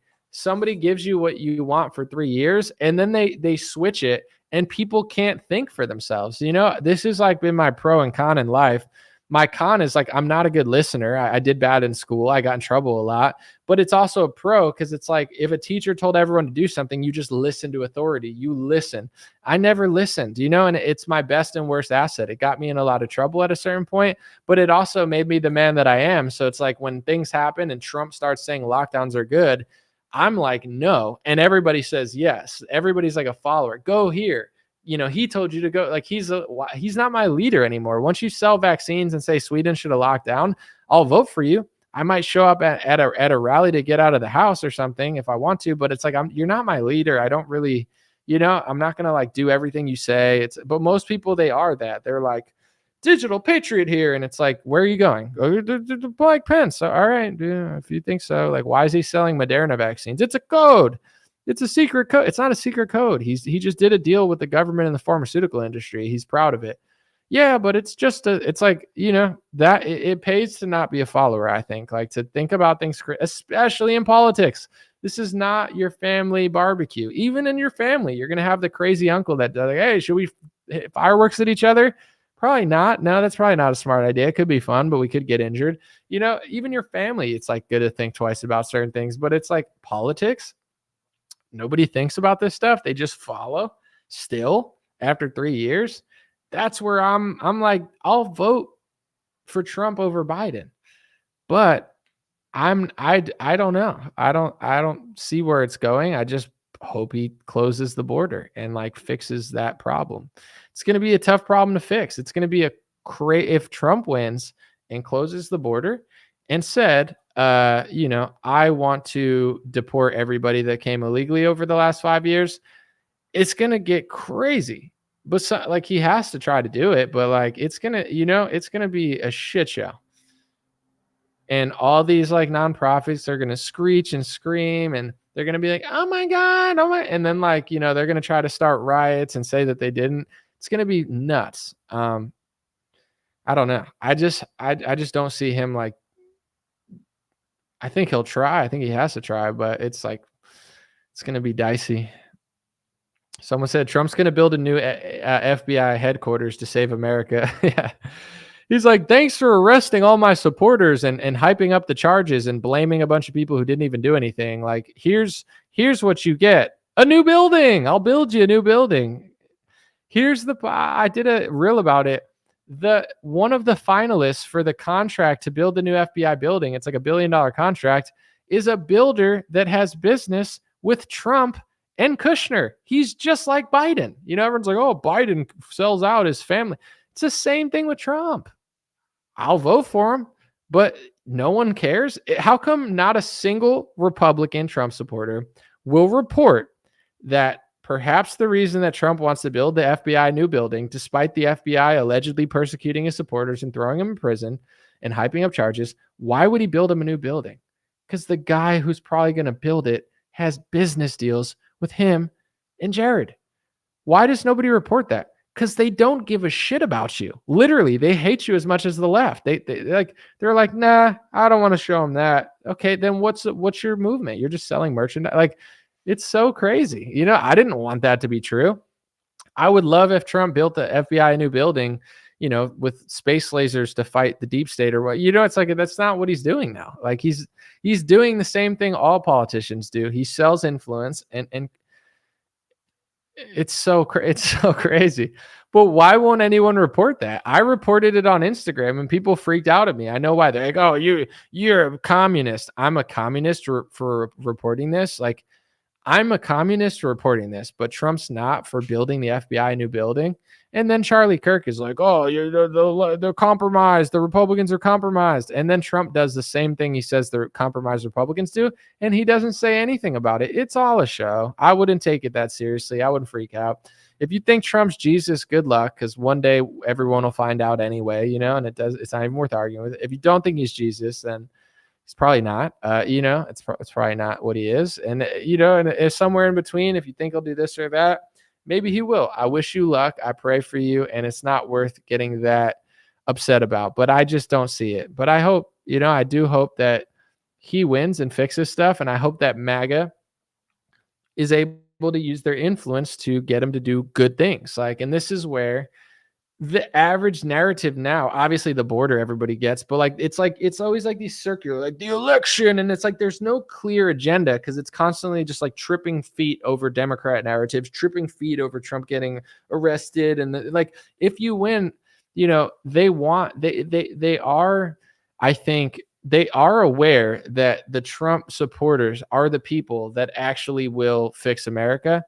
And they want to run you in circles and make you trip over your feet. So if Trump does win, don't let them do that. Don't let Trump do it to you. Don't let any of these people do it to you. Like use your mind and figure out what needs to be done and try to get Trump to do it. Because if he does win, their way of stopping you is going to be all the ways they did it the first time. Narratives, plots, them doing this, them trying to make Trump feel like he's a bad guy if he does it. Like so many things Trump purposely didn't do because he wanted to impress the other side, even though they never give him credit. Like you got to use your influence to make Trump not do that if he wins. Because if he wins, you actually can get stuff done if you make them do stuff and like, you know, push them towards that peacefully, but with your influence. But if you just keep showing up and clapping for Ted Cruz at TPUSA, they'll probably run you in narratives again because the left is crafty. They know if they do this, you'll do this. If they do this, you'll do this. And with Trump, it's like that's his weakness besides like everything he did the first term is like he doesn't actually execute like DeSantis probably would and do it. He doesn't do it. And then like says his advisor told him to do it. And then he's like, the left wants me to do this. Like, he's not as like hardcore as everybody thinks he is. Like he kind of doesn't do that much. So it's like, if you use your influence to push him in the right direction, you know, you might get something done if he even wins in the first place. I have a feeling that I hope like the same way that Vivek is doing a lot of data on his campaign, you would hope that there's someone smart in Trump's campaign that's trying to figure out how to win moderate voters. But right now, at least what I see on social media is just Mar-a-Lago MAGA slop. And it just feels like they're milking you dry for as long as they possibly can until they can't anymore. And it's like, that's how you make a fortune off of like Carrie Lake speeches, but that's not how you win an election. You gotta get moderates and independents. You can't play the victim. Not everybody cares about election narratives. Like, how are you going to get your message to people that aren't getting it? That's how you win an election. And I don't see it, but I hope that there's someone smart in Trump's camp that's doing it, because I don't see it anywhere online. And I know a bunch of the influencers who like him, they're not trying to do it either. They're just trying to cash out on like the movement. But, you know, if he wins the nominee against Biden, I could easily see him losing. Someone said, you don't think ballots are already being printed? This is, in my view, it's, yes, they are doing ballot stuff, but this is like a Trump narrative. We're the victim. We can't win. Like, at the end of the day, if you think it's not possible, or it's not possible for Trump to win an election, he shouldn't run. Like, if it's so bad, if the ballots are so bad that he can't win, go away, because no one cares. You know, if you do think you can win, you can't dedicate your whole campaign to crying about ballots. You either got to calculate how they're doing it. In California, they started ballot harvesting and Republicans won elections. Trump said not to ballot harvest. He switched his mind. Where it's legal, figure out what they're doing. Figure out how to do it legally. And if you think they're doing stuff illegal, how many? Do you have to get 5,000 votes, 10,000 votes? Like, this is why Trump's probably going to lose. His whole campaign is, we're the victim and we can't win. Then why the hell are you running? They're just going to print ballots. Then shut the hell up and get out of the way. But it's like, what? Like, do you not realize that you also can get voters? Do you think it's completely fake and no one can vote and no one's vote matters? Then go away. You know what I'm saying? Why even run a campaign? He doesn't believe that. The stuff that he convinces you guys to believe, he doesn't believe. If he thought he couldn't win, he wouldn't run. He knows he can win. And if you can win and you can run, you have to convince people in Georgia, Pennsylvania. You have to shift the scales by 500 votes, 1,000 votes. He's not even trying to do that. He's just convincing everyone the ballots. Moderates don't want to hear about that. Independents don't want to hear about it. Democrats don't want to hear about it. And it's not a way to get new votes. So it's like, how could you run a campaign that's not even trying to get new voters? And then when you suggest that, people just say the ballots. It's like, to me, it looks like a Tasmanian devil controlled demolition to take a movement that could actually do something and blast them into the ground, provide them with no leadership, milk them dry, and spin them around like a dreidel so they don't even know which way they are, so they can't do anything for the next 10 years as the demographics are shifting. So you're never going to win an election in 4 years. This is the last chance that Republicans have to win an election, and they're picking the fakest, stupidest person to lead them at the helm. It's like, how did you win the first time? How did Republicans win all these seats? Like, you have to get a message that resonates with voters. If not, don't run. It's two things at once. Like, if you think they're cooking the books with the ballots, then you have to win by even more, or figure out how they're doing it and stopping them. Do people not realize that you're guaranteed to lose if your entire message is the ballots, the ballots, the ballots? You don't fix it. You don't stop it. You don't play along, and you don't even campaign to other people. It's insane. It's like Trump's movement doesn't even realize how insane they've gotten. Like, they're going to do the ballots, then stop voting, then stop running. But I want to vote, but they're going to cheat. Then what's the point? Are they fixing it? No. Are they trying to get new voters? Does nobody think, even if you think they're cooking some of the ballot books, does nobody think you have to convince new people? Are people's mind that gone that it's like, we can run a campaign and not even try to get new people because it's all ballots? Like, how the hell are you going to win an election when you don't even think you have to get people to pay attention to you? It's like the Trump cult is getting so far and far and far gone. And even the people not in it, it's like, okay, the ballots in 2020, you mean the ones that Trump funded? You mean the ones that Trump signed off on? You mean the ones that Trump was smiling as he handed them to Gavin Newsom and Phil Murphy? Trump's in on it. Playing the victim over ballots with Trump is literally like movement suicide. It's like, it's going nowhere. It's like, do you want to take any accountability for the mass mail-in ballots? No. Then what's the point? Just to complain and play the victim over what? How did he get the ballots? How did they do all that stuff? Do you have it doesn't make any sense at all. It's like, if you're outside of the MAGA slop and you look at what they're doing and you're like, are they purposely trying to lose, or have they been just sniffing each other's butts for 4 years? Like, why does no one get that? Anytime you say Trump needs to get a message that actually appeals to other people, it's like, we don't because of the ballots. Then why even watch political shows? If you don't think the election's even real at all, and you don't think it matters, and he doesn't even have to campaign or convince anybody because of the ballots, then why even talk about Biden or him? Just say, we already lost. It's over. We lose. Of course, it's a combination of everything, but of course you have to gain votes. You don't think they wanted, possibly, who knows anymore, but it's like if they wanted Hillary to beat Trump in 2016, do you think it's possible that he got so many votes that maybe they couldn't do that? Or like in 2020, he takes no accountability. It's not like he screwed up the debates and screwed up the country and screwed up with the money printing and screwed up with all that. No. Trump's the ultimate victim who did nothing wrong in 2020. It's all of the ballots. That's our message. For who? For a Carrie Lake concert where you're paying her 20 grand to just spew nonsense you got? Like, it doesn't make any sense. MAGA makes no sense. Republicans make no sense. And when you try to speak sense, they can't handle it. It's like, why even campaign then? Like, how does nobody know this? It's so weird. It's like people are just getting dumber and dumber and dumber and dumber. Someone said you can declare no party and vote in the primary. I don't care about the primary personally, but it's like in the general, it's such a simple concept. If you don't think you can win the election, and if you don't think voting matters outside of ballots, go away. Trump needs to go away. If you do think that voting matters even outside of ballots, and you think that you need to counter it, then fix it. If you can't fix it, then what are you going to do? It's a combination of, I think they might cheat, but I need to get even more votes now to overturn however many ballots they cheat with. Or we need to figure out how to do what they're doing in a legal manner and counter what they're doing in a legal manner. Whatever. Like, you can't just sit there and say, they're going to cheat with the ballots. I'm not going to fix it. And I'm not even going to try to get people's votes because of ballots. And I'm just going to sit at a Carrie Lake, Mike Lindell show and say ballots, ballots, ballots, ballots, ballots. And then I'm going to lose the election. And then I'm going to play the victim. And then I'm going to take no accountability. That's Trump. He takes no accountability. He plays the victim and he brainwashes people with victim mentality. He doesn't believe the things he's telling you, or he wouldn't run. And if it's a combination of both, he still has to gain voters. If they're going to cheat by 5,000 or 10,000 votes in Pennsylvania, he's got to win by 40,000. If he's not even trying to win by 40,000, he's throwing the election. That's the message that MAGA tells you every time. They're like, the ballots. Okay, so is he going to campaign to other people? The ballots. Okay, it's like, what are you doing? Why? Like, what in the world is going on in this movement? It's literally like Dumb and Dumber. It's insane. Like, how do people not understand that? Fix the cheating. If you can't, you got to beat the cheating. If you can't, go away. If you can't beat the cheating and you think it's already over, go away and let somebody that thinks they can beat it, and then strategize and then figure out exactly how. The problem is in the MAGA side is people can't be pinpoint accurate about how they're cheating, and you get rewarded in MAGA for just saying whatever. It's like Lin Wood was the darling of MAGA, even though he was just making shit up for 3 months.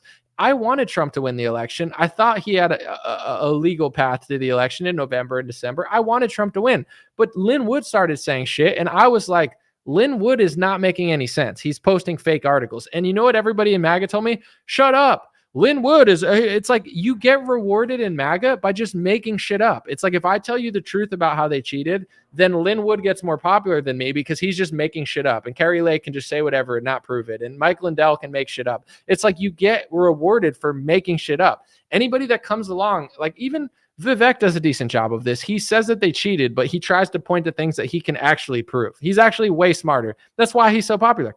He's way smarter than any Trump supporter. It's not even close. So he's like, here's how they cheated, and here's what we got to stop. And he actually pinpoints how they cheated, how he can prove they cheated, and says he's not sure about the rest. Like, that actually makes more sense. Like, point out how they're doing it and fix it. Be accurate about it. If you're not accurate about how they're cheating and you're just like, I don't know, I'm Lin Wood, then they're gonna keep doing it. There's no stopping them because you're not even pointing out how they're doing it. Even the 2000 Mules or whatever that was called, I didn't even think that was a good documentary because they're like, it's they're pinging their phones. Dude, that means nothing. It could be an Uber Eats driver. This is just like, where's that documentary now? How come no one's talking about it? Because it wasn't even doing anything. It wasn't solving any problem. It was just cashing out on the election trend in general. Now, if we're going to be serious adults and Trump's running again, either he doesn't think he can win and he's just running for a show. He does think he can win, and then you got to figure out how to win. How are you going to win? You can't just scream like Carrie Lake and Mike Lindell for 5 years. You're not going to win an election because they haven't even changed any of the laws or any of the stuff that's going on.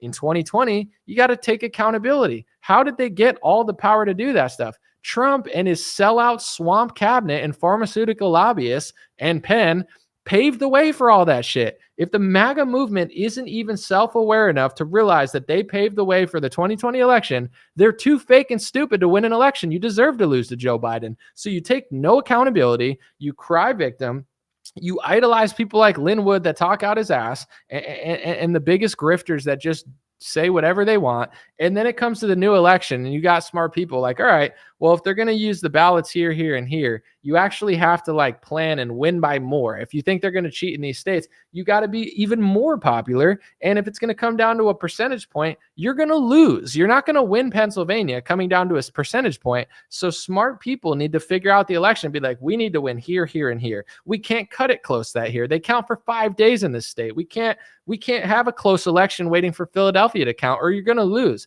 You can't just sit and say ballots, ballots, ballots, ballots. That's our message. We have no message. We're victims. Cry, cry, cry, cry, cry. We can't possibly win, but we think we can win, but we can't possibly win, but we're not even going to try to win, but we're going to play the victim after we don't win. Like that's MAGA's message. And then it's like the biggest liars and the biggest grifters get elevated to the top, and I'm starting to think that it's the same way. Like, oh, does CNN really not want January 6th to happen? In some ways they probably don't, but that's when they got the most money. CNN got record high ratings on January 6th. They fundraise off January 6th. Trump raised $250 million off January 6th. When they gave Trump a mugshot, now they get bigger ratings. Now Trump gets a lot of sales. He's cutting up pieces of his suit and selling it for $6,000. You think these people don't want these things because you don't want these things, but a lot of people haven't even considered that they don't give a shit. Like, whether the election's won or lost, you'll give Mike Lindell and Carrie Lake your money anyway. So it's like, what incentive do they have to be pinpoint accurate about it? They could just say whatever they want and you'll throw money at them. It's like, they don't give a shit. Or maybe they do, but they're just not accurate. Like, why was Lin Wood posting fake articles? I don't know. Maybe he's old. Maybe he was purposely lying.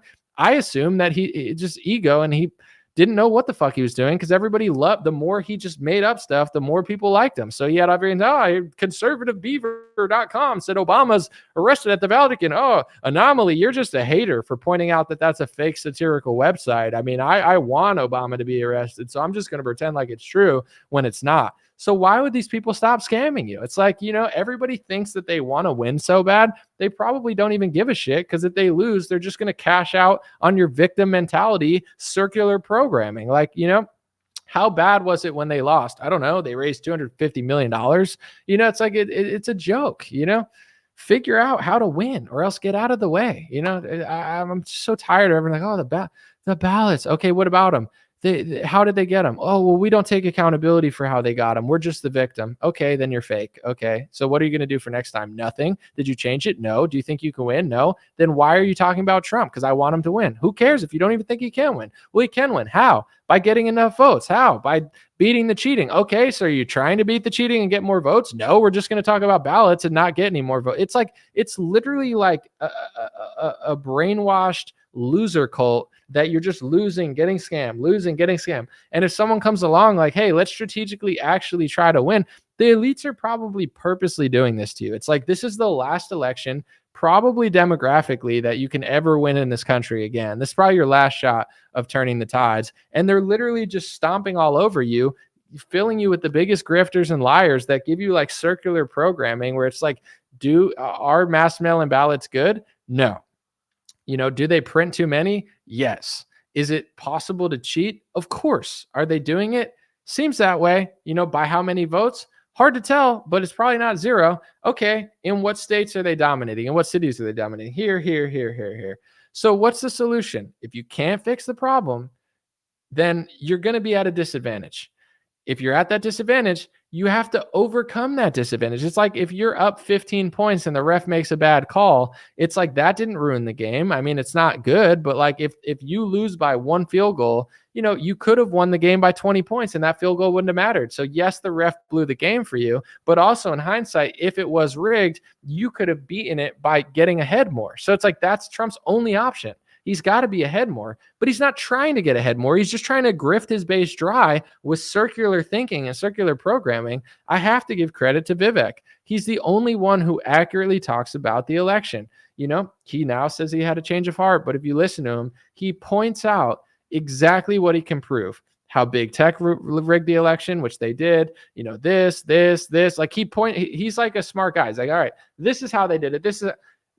That is getting rewarded because Vivek's doing other stuff, but other people, it's like, it's all these things, but I don't know how, and I have no solution, and we don't even have to try to, it's like, so nothing's going to change. Like, no. All right. So I can't do it anymore. It's like, so why even vote then? Well, because my vote matters. It does? No, it doesn't. Then don't vote. No, but I want to. But I want Trump to win. It doesn't matter. It's like, it's nothing to do with captured. It's just the reality of it. It's like, if I'm playing one-on-one against somebody and the game starts at 5-0 for them, either I'm going to say, this game's rigged. It's 5-0 at the start for this guy, and I got to get to 21. He has an easier time because he's getting points added to him. And then I don't play. And I say, they're cheating. It's rigged. I'm not playing. I can't fix it.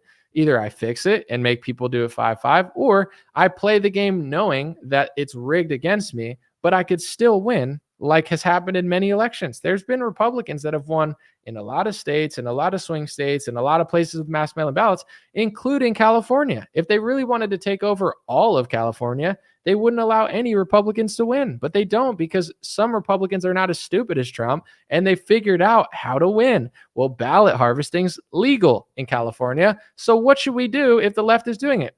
Ballot harvest, because if you have ballot harvesting and you have votes before the election, it's like banking votes. It's definitely there. You're not leaving it up to the machines that don't work. You're not leaving it up to Arizona and they kick you out of line. They're banking votes.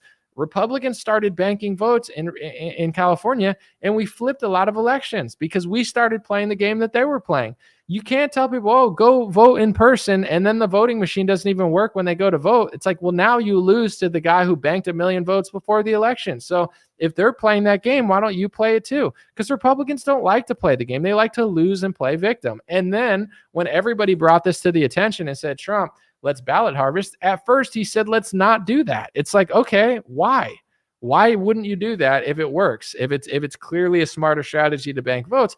And thank God everybody shamed him and he switched his opinion. It was like, okay, we can ballot harvest. It's like, it's just strategic where it's like, all right, well, these votes are these votes. They're not going to change. And a lot of people don't trust understandably, they don't trust the ballots. And they're like, I'd rather vote in person. It's like, well, they're starting the game with an advantage because they're banking all of their votes. And it's not fair and it's not right, but it's legal. So why don't you try to win? MAGA doesn't try to win. They follow their cult leader who literally just like sets them up in humiliation rituals. And then they act shocked.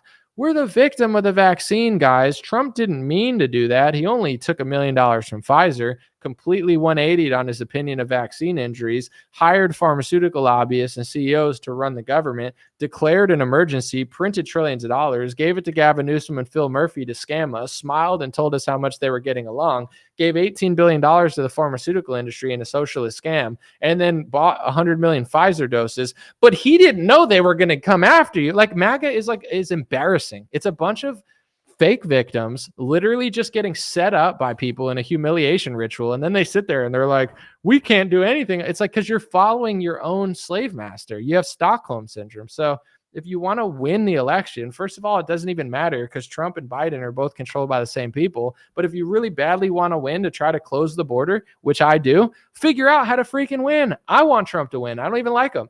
I want the border to be closed, but you're not going to win following Kerry Lake, Mike Lindell, and Donald Trump in circles being like, well, the ballots, what about them, bro? Talk intelligently, like Vivek at least. Like, what about them? What are you doing? They're not doing anything. They're just milking you dry. If you think they're going to cheat in Pennsylvania, you can't win with waiting for Pennsylvania. You're going to lose. So win the other states, or get so many votes, be so popular that they can't cheat with 5,000 ballots or whatever you think they're going to do or whatever they do. No, you don't even want to make the attempt at that. You just want to sit and play victim on a TPUSA stage all day. They're just milking you dry. They're sucking your money out. Just like $250 million raised off of January 6ers. Where'd that money go? You don't know, because people in MAGA don't respect themselves enough to even trace the money. They're just professional bank accounts. It's like, take my money and I don't even care where. Dude, $250 million? Do you guys realize how much money that is? $250 million you guys raised for an event, and you don't even know where it went. these people are laughing at you. They're like, I could do anything to these people. I could bring Lindsey Graham on a stage. I could bring the Johnson & Johnson CEO on a stage. Like, they could piss in your face and you'd say it's yellow rain. Like, these people don't need to respect you, and they don't need to do anything for you, because then people will just be like, the ballots, the ballots, the ballot. What about them? What about the ballots? What about, you have a plan? No, we don't have a plan. We're just going to yell ballots. Then you're going to lose. And when you lose, stop playing the victim, because there's things to be made. Even the 2020 election, you're not the victim of the 2020 election. Trump dug himself in a 10,000-foot hole. He became a socialist. He told Sweden to lock down. He printed the money. He handed it to Gavin Newsom. He gave Democrat states everything that they needed, and then he played catch up. It would be like literally eating like a taco, you know what I'm saying? Eating like a fat burrito, running a race against a Jamaican guy that's super fast, and then having to take a shit and losing the race and being like, I lost because I took a shit. I'm a victim. It's like, maybe you shouldn't have ate a burrito before the race. It's the same thing Trump did. He dug himself and you in a 50-foot grave, and then he claims the victim of the election that he helped ruin for himself. He takes no accountability, and he's brainwashed this entire movement to be a bunch of beta, no accountability taking people. Like, nothing that we've ever done. It's all the left, and it's not. They either set you up perfectly or purposely, or they're the dumbest, stupidest leadership ever. Oh, Anomaly, he didn't mean to. He just hired 100% of the swamp and took bad advice from people who hate us and did those things and screwed us over. So if I take advice from Pfizer and I start selling vaccines, am I the same person I was 6 months ago? Do I have no accountability for the advice I take? Like, no, I could just do whatever I want. Hey guys, the reason I scammed you for 50 years and lied to you and sold you stuff is because I just took bad advice from somebody, but it's not my fault. It's not my mouth and my soul and my body, and I'm not the leader. I'm just a total vacuum of a puppet that has that is just a victim. That's Donald Trump, right? He just, oh no, you don't understand, Anomaly. It's just the ballots that he helped fund, the emergency that his pharmacy lobbyist declared, and the cabinet that he hired, and the people that tricked him. But he has no accountability whatsoever. That's the new MAGA movement, right? It's a joke. It's a joke. It's embarrassing. Like, you're gonna lose the next election if people don't figure this stuff out. And there's a huge concerted effort to get you to not figure it out. The influencers are making money off it. The elites are fundraising both sides. They don't give a shit who wins. But it's like, does anybody care? I don't get it. God bless you. God bless your family. God bless America. God bless the world. I want Trump to win if he runs against Biden. I want him to fix the wall. And I want him to actually close the border completely, because it's insane what's going on. It's going to ruin America. Like, you can't just let tens of millions of people in from all over the world come across illegally. That's insane. You can't afford to lose the next election if it even matters in the so if that is the case, please think about this stuff and stop listening to these boomer Republican PSYOP accounts. A lot of them are millennials. They're not even boomers, but it's like they're just running you in circles and repeating the same narratives. I'm going to go out there on a limb and say, here's another unpopular opinion that I just said 10 minutes ago, but I'm going to go further on it. I never thought that Dinesh D'Souza documentary was any good. I've watched part of it. It's like, oh, look, this proves nothing. This proves that they're selling. If it's so important, why don't you give the documentary out for free or $5? Why is the documentary super expensive? Because they're making a fortune off you. You know what I'm saying? If I thought it was, how many of my videos are not free? They're all free. You know what I'm saying? I mean, you could pay for Patreon or whatever, but it's like, if I thought it was so important that it was going to shift the scales of America, I'm going to sell it for nothing, or $5 or $10, not like 29 or whatever the hell. It's like, okay, so he's making a fortune off this document. Everyone's got to see it. If everyone's got to see it, why is it so expensive? You could buy Netflix or freaking an entire television for like $9 a month, but this documentary that's going to change the scales of America is like $29 or however expensive, maybe more. I forget. Okay, let's watch it. What does it do? Nothing. Oh, look, there's data points of pinged cell phone data. Dude, it could be an Uber Eats driver. The average Uber Eats driver stops 50 times a night, literally all over the city. Oh, but it proves nothing. It doesn't hold up in court. It's not good proof. It's horrible proof. I mean, good proof would be like video footage of them doing something and then like receipts. That's not like cell phone ping footage that you have to pay $40 or $30 to watch. And then I'm like on the outside, because it's like, literally you're being pressured to pretend like you think it's a really important, good documentary. It's like, oh, it's like, do I have to just lie to be in this movement? Be like, oh, that was really going to change. It's going to change nothing. That's why no one talks about it anymore. There's other documentaries that people still talk about to this day. What is a Woman is going to be relevant for the next 20 years because it holds true. It got more shine for years after it was even around. Why is nobody talking about that one? The election's coming up. Why is nobody talking about 2,000 Mules? Because it didn't do anything, because it was never going to do anything. It wasn't good proof. It doesn't hold up in court. And to anybody that has like scrutiny, it's like if the left did that, you'd be like, it could be an Uber Eats driver. Like, did they do stuff? Sure. Ballot harvesting is legal in a lot of states. It's not even illegal. You're allowed to collect, as long as people signed it themselves, you're allowed to collect 10,000 ballots, 1,000 ballots, and drop them off at a drop station. You're allowed to do that. It's legal. While you guys are running circles around these con artists, they're doing it. Republicans in California are ballot harvesting. They're doing exactly that. It's legal. It's not legal to sign someone else's ballot, but it is legal to drop off 1,000 ballots. And if you bank ballots before the election, you're at a huge advantage, because Republicans are waiting for people to go to the station in order to vote, and Democrats are banking it. It's like if I have 50 points before the election, it's like they're playing chess. We're playing checkers. I'm not asking people to cheat. You shouldn't. Someone said watermark the ballots. There's another fake theory that they made up on the Alex Jones show. They're like, oh, the watermark ballots, Trump's got them where he wants. They don't have anything. They didn't catch the Democrats. Joe Biden went in office. Like, we always have to make up these fantasies in order to, like, yeah, they should absolutely have a better system for the ballots, but they don't. So what are we going to do about it? Are we going to sit here and talk about ballots for 50,000 years and just run in circles and lose? It's the last election people can even win. If they're doing that, ballot harvest in the states that it's legal, create coalitions to get the votes banked in. Don't wait to vote necessarily for everyone, because if they're counting ballots second and you all voted in person, you're going to lose the election, and it's going to look like it's not fair because 80% of Democrats are doing it that way. You're doing it in real life and they're counting those second. And then also win by more. You're going to have to beat it. Like, I have to work 30 times as hard. It's not fair, but it's like, I'll just quit if I'm going to cry about it. It's like, Ben Shapiro is favored in the algorithms. Lex Friedman is favored in the algorithms. There's accounts, they don't even have to work hard, and YouTube and Facebook pushes them inorganically to make them more popular than they are. Do I sit and cry about it all the time? No, you can't even find my YouTube account sometimes because they've hit it so far. They don't allow me to go in certain algorithms, and other times they do. And then when they figure out I'm getting a lot of views, they cut me off. My whole career of getting 1 billion views, I've had to swim across the stream 1,000 times. How much do you hear me complain about it? Almost never, because I'm like, I'll tell you that it's happening, but it's like, it is what it is. This is the life I chose. If you're the candidate that they really don't want, you might be at a 3 to 4% disadvantage, or you might be at, a 10,000 ballot disadvantage, but it's like, get out of the way if you don't think you can overcome it. If you have no plan to do it, go away. Let somebody like DeSantis or someone else in that's not going to complain about it every 2 seconds and actually try to figure out a way. And I don't even like everything he does. He actually thinks, like, here's how you do it. Like, do you hear DeSantis complain about it, his advisors? No, because he's not an idiot. It's like, if he does it, he did it. Whether it's good or bad, it was him.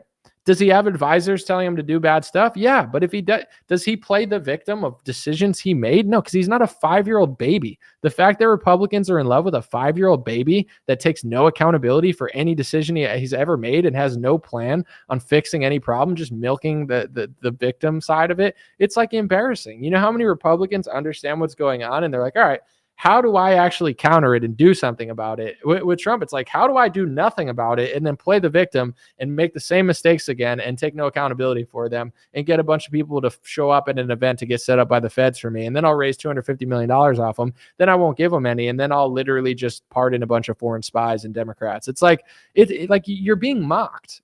I don't understand it. So I want to win the next election. I don't want Biden to leave the border open, but at this rate, like, dude, MAGA needs a wake-up call. This stuff is like so embarrassing. Like, figure out the game they're playing and figure out how to counter it. You can't just talk about it forever and then say, let's not even talk about solutions. Let's not even talk about how to get more votes. We don't need to get more votes because the ballots are against us. We don't even need to talk about it. The ballots. There's nothing we need to talk about. I mean, they got ballots, so there's no reason to even try to appeal to moderates. I mean, the ballots. I mean, there's no reason to like stop Trump from just yelling at people 5 times a day on True Social, because that's a stupid way to run because the ballots. I mean, Trump doesn't actually have to do anything. They're the ballots. I mean, of course, women hate Trump, majority of them, because he's super annoying and he has no humility. And he constantly just like, spouts out at everybody. But the ballots, I mean, it's like, you're going to lose, like I've never seen a guy that has less accountability in his own head. I'm not saying in the eyes of the Democrats, but it's like nothing he does matters. He doesn't have to change anything or switch anything or try. Like, he's literally not been relevant he'll go to like UFC events and be relevant, but like he's not on Twitter. He's not saying anything on Facebook or YouTube, barely saying anything on Instagram. And he just sits on True Social all day yelling for QAnon supporters like, oh my God, and like just complaining about petty stuff that no one cares about for a general election. Someone tell him to like say more appealing stuff and stop running circles around shit that doesn't matter. No, we don't have to do that, right? Because the ballots. So Trump doesn't have to actually do anything. The ballots. He doesn't have to win the debate or lose the debate. The ballots. It doesn't matter. The debate doesn't matter. Fundraising doesn't matter. Ads don't matter. There's nothing he can do. He's a giant victim who has no chance, but has a chance. But has no. It's like you're begging to lose. You're looking at the election like, let's lose. It's so weird. I don't even like Trump, and I'm not even sure that there's that big of a difference between him and Biden. And somehow I care about the election more than people who actually like Trump and want him to win. I don't even really care that much, and I'm going to vote for him because I think he'll close the border, and I think it needs to be closed, and I'm disgusted by what Biden's doing there. With that being said, I think Trump's a puppet, yet I'm trying to win the election harder than most Trump supporters. There's a disconnect here. People don't want to win. They just want to it's like a party that they don't want to end. It's like a Mar-a-Lago MAGA party that they just don't want to end, and they're just riding off into the sunset, and it's like, it's going to end at some point, and you got to face reality. So appreciate you guys. Hopefully that made sense. It wasn't too intense, but I just can't watch the same circle forever. Like, someone's got to break the echo chamber and snap people out of it and wake them up, because it's not going to go in the direction we want it to at this rate. Someone said another 4 years of it's rigged, nothing gets fixed, repeat. It seems that way to me. It seems like we're going to do this. We're going to fall short. And once you fall short, people don't focus on issues. People don't focus on the food supply. People don't talk about COVID or the money printing or the Federal Reserve or how it's all doesn't matter. Like, no one talks about things that matter. As long as Trump could play the victim and another election gets stolen, you run circles around something 15 layers deeper than what you think it is. It almost seems like it's planned. After the election, everybody was like, oh, we're going to get back to protesting the lockdowns after we protest for Trump. And all the organizers that were going to protest the lockdowns ended up getting set up by the feds because they followed the ultimate Fed, the head of the Fed, Donald Trump. Okay, so now they're all wiped out. And now it's 2021 and Joe Biden's in office and mandates are coming in. Where are all the anti-lockdown and anti-mandate organizers? Oh, they're all in court or jail because they followed the vaccine salesman, Donald Trump, to the Capitol. Oh, what a coincidence. Who would have known the vaccine salesman who sold his cabinet out to the pharmaceutical lobby wasn't trustworthy? Okay, or he made a mistake. And then you got 2021.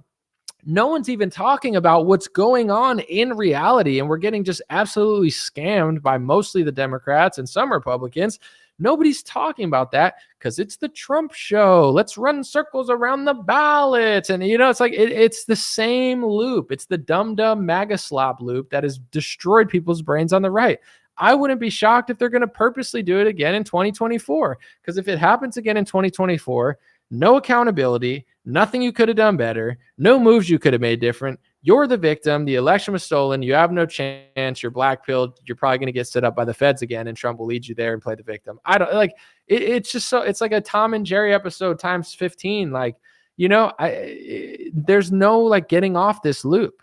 And people were so mad at me during the January 6th shit before it because I kept saying, and listen, I didn't know what was going to happen on January 6th. I thought it was just going to be a Trump rally at a bunch of Q people and people who like Trump too much being like, yeah, Mike Pence. I didn't know people were going to freak out and get set up by the feds and all that stuff. But in general, before it, my intuition told me, why aren't we protesting the lockdowns? What, this is even more important because they're happening. Donald Trump's the president now, and we're all being abused.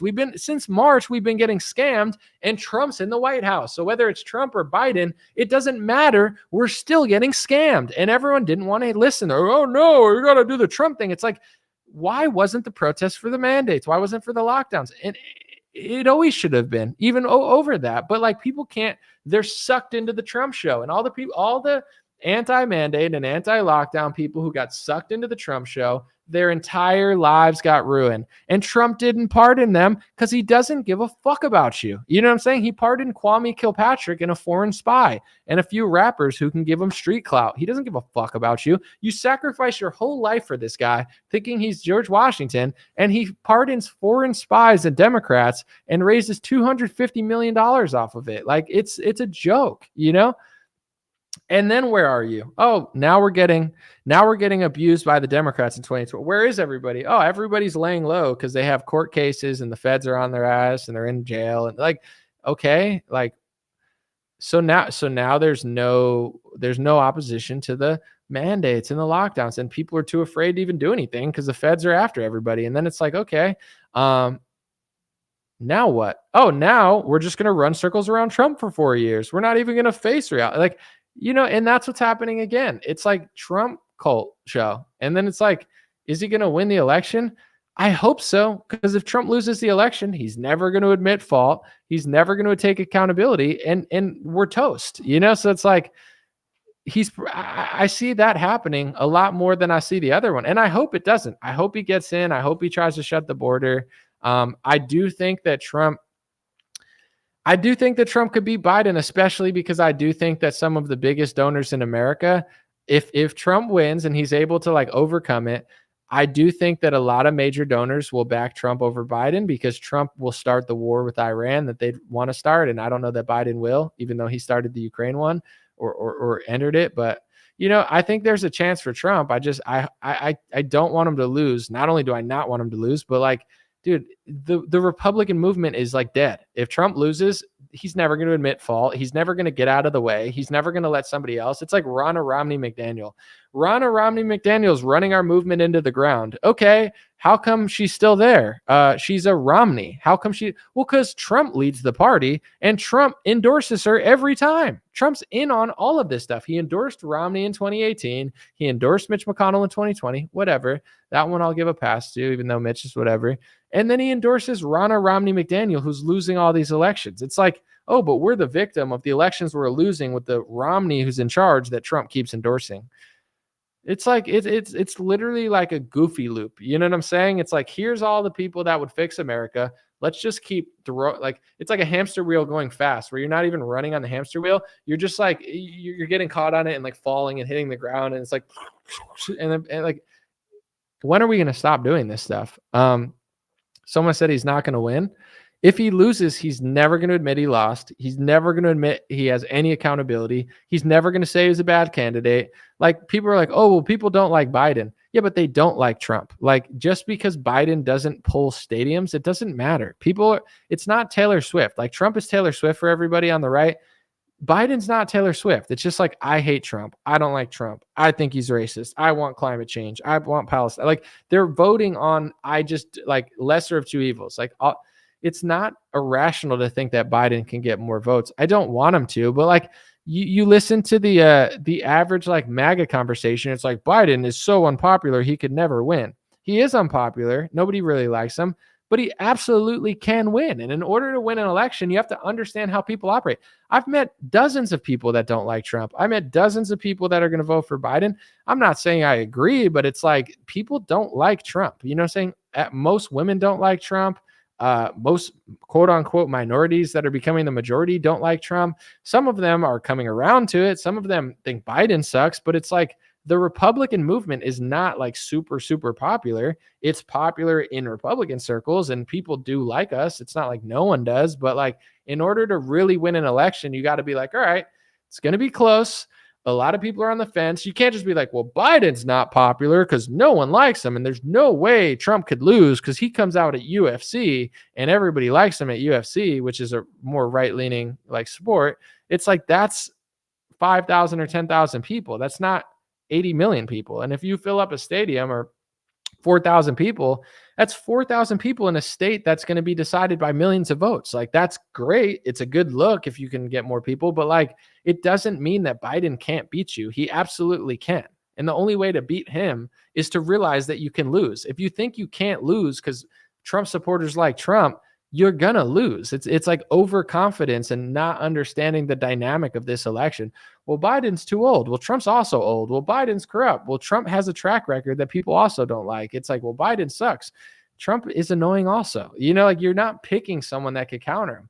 I think another candidate that was younger and like less tripping over their feet could beat him by 15 points. But it's like, you know, you're going to cut it close. It's going to come down to Pennsylvania. It's going to come down to these states that you think are rigged, because they probably are. I mean, you shouldn't count for 5 days. That's an insane amount of time to count. It's like, oh, let's count for 4 weeks. Yeah, there's an easy way to cheat, but it's like, you can't wait for that state because you're not going to win that state. But we're going to wait for that state. We're going to lose that state. We're going to play victim. We're going to say there's nothing we could have done better. And the whole movement's going to be in shambles. And then the next event that Trump tells you to go to, it's probably going to be another Fed setup. So it's like, oh, Patriots, follow me here. We're mad, aren't we, Patriots? It's going to be crazy, isn't it? It's like, I don't know. I'm over it.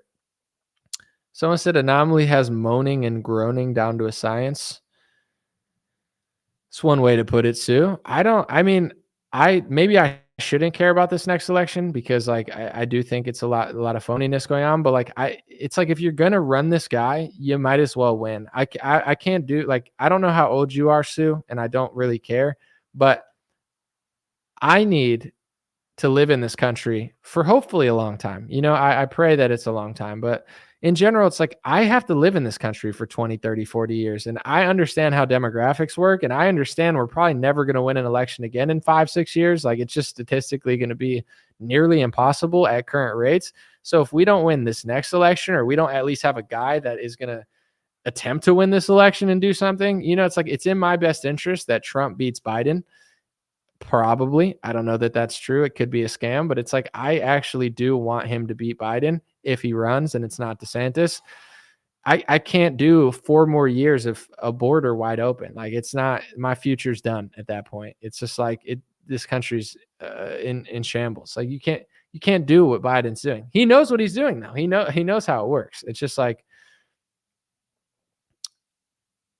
I'm not mad at your take, but it's like, I'm not like, if I'm going to participate in anything, which I'm partially like over it all, and I've been talking about it for a while, but like, if I'm going to even participate in the next general election at all, I want to accomplish something. I don't want to just throw my vote away completely, but I'm hoping my message doesn't get completely lost. And I'm hoping that when Trump wins the Republican primary, that people get out of MAGA slop, MAGA ballot, Linwood, Kerry Lake mode and get into, oh shit, this election's going to be close. My actions do matter. I'm not a victim. Everything that happens to us isn't not our fault. Let's actually take accountability and try to figure out this puzzle that is the 2024 election. I would much rather that than MAGA slop, Linwood, Kerry Lake slop. You know, nothing's our fault. We're the victim. We can't win, but we think we can win, but we have no chance, but it's the ballots, but we'll do nothing about it. Like, I can't do another election like that. And if they lose the election, people are stuck that way. I don't think people realize if Trump wins and loses the next election, MAGA is stuck. Republicans are stuck. They're stuck. They're stuck for like 10 years. They have no message. They have no, it's all, we're the victim. The election's taken. We have no chance, but you're following the guy setting you up. Like, he's not even trying. Like, that's the way I see it. Hopefully some people understand it, but appreciate you guys. God bless you. This has been a mega show. And I want to let y'all know that, I will do a show tomorrow and Wednesday, but the show might be off for a few days because I may or may not be doing some musical performances, and I'll get footage and stuff, but I'll let y'all know. I'll be doing shows the next couple of days, but I might be out for a couple of days, and if so, let y'all know in the future. God bless. Appreciate you. I'll be back soon. I'm exhausted. 3 hours, 26 minutes. Too much. Hey, what's going on, my friends? Just a few ways to stay in touch and support if you'd like to. The first way is dreamrare.com. We have blue beanies, black beanies, pink hats, other colored hats, freedom versus tyranny shirts, stay blessed long sleeve, God is great long sleeve, and lots of more cool items coming soon. Dreamrare.com. Check out the shop to support. Everything's made in the United States. Handpicked by me. Patreon.com/raretalk for $5 a month. You can help support me, support the show. If you haven't noticed, unlike other channels, I don't work with very many sponsors, sometimes none at all. And part of the way I'm able to do that is with the dreamrare.com shop and patreon.com/raretalk. So thank you guys for keeping this show free, unimpeded, uninterrupted. I'm forever grateful. My free email list is stayintouchwithme.com. So check the links below in the description or just type in on any browser, stayintouchwithme.com, all one word. You'll find my email list, put it in there. And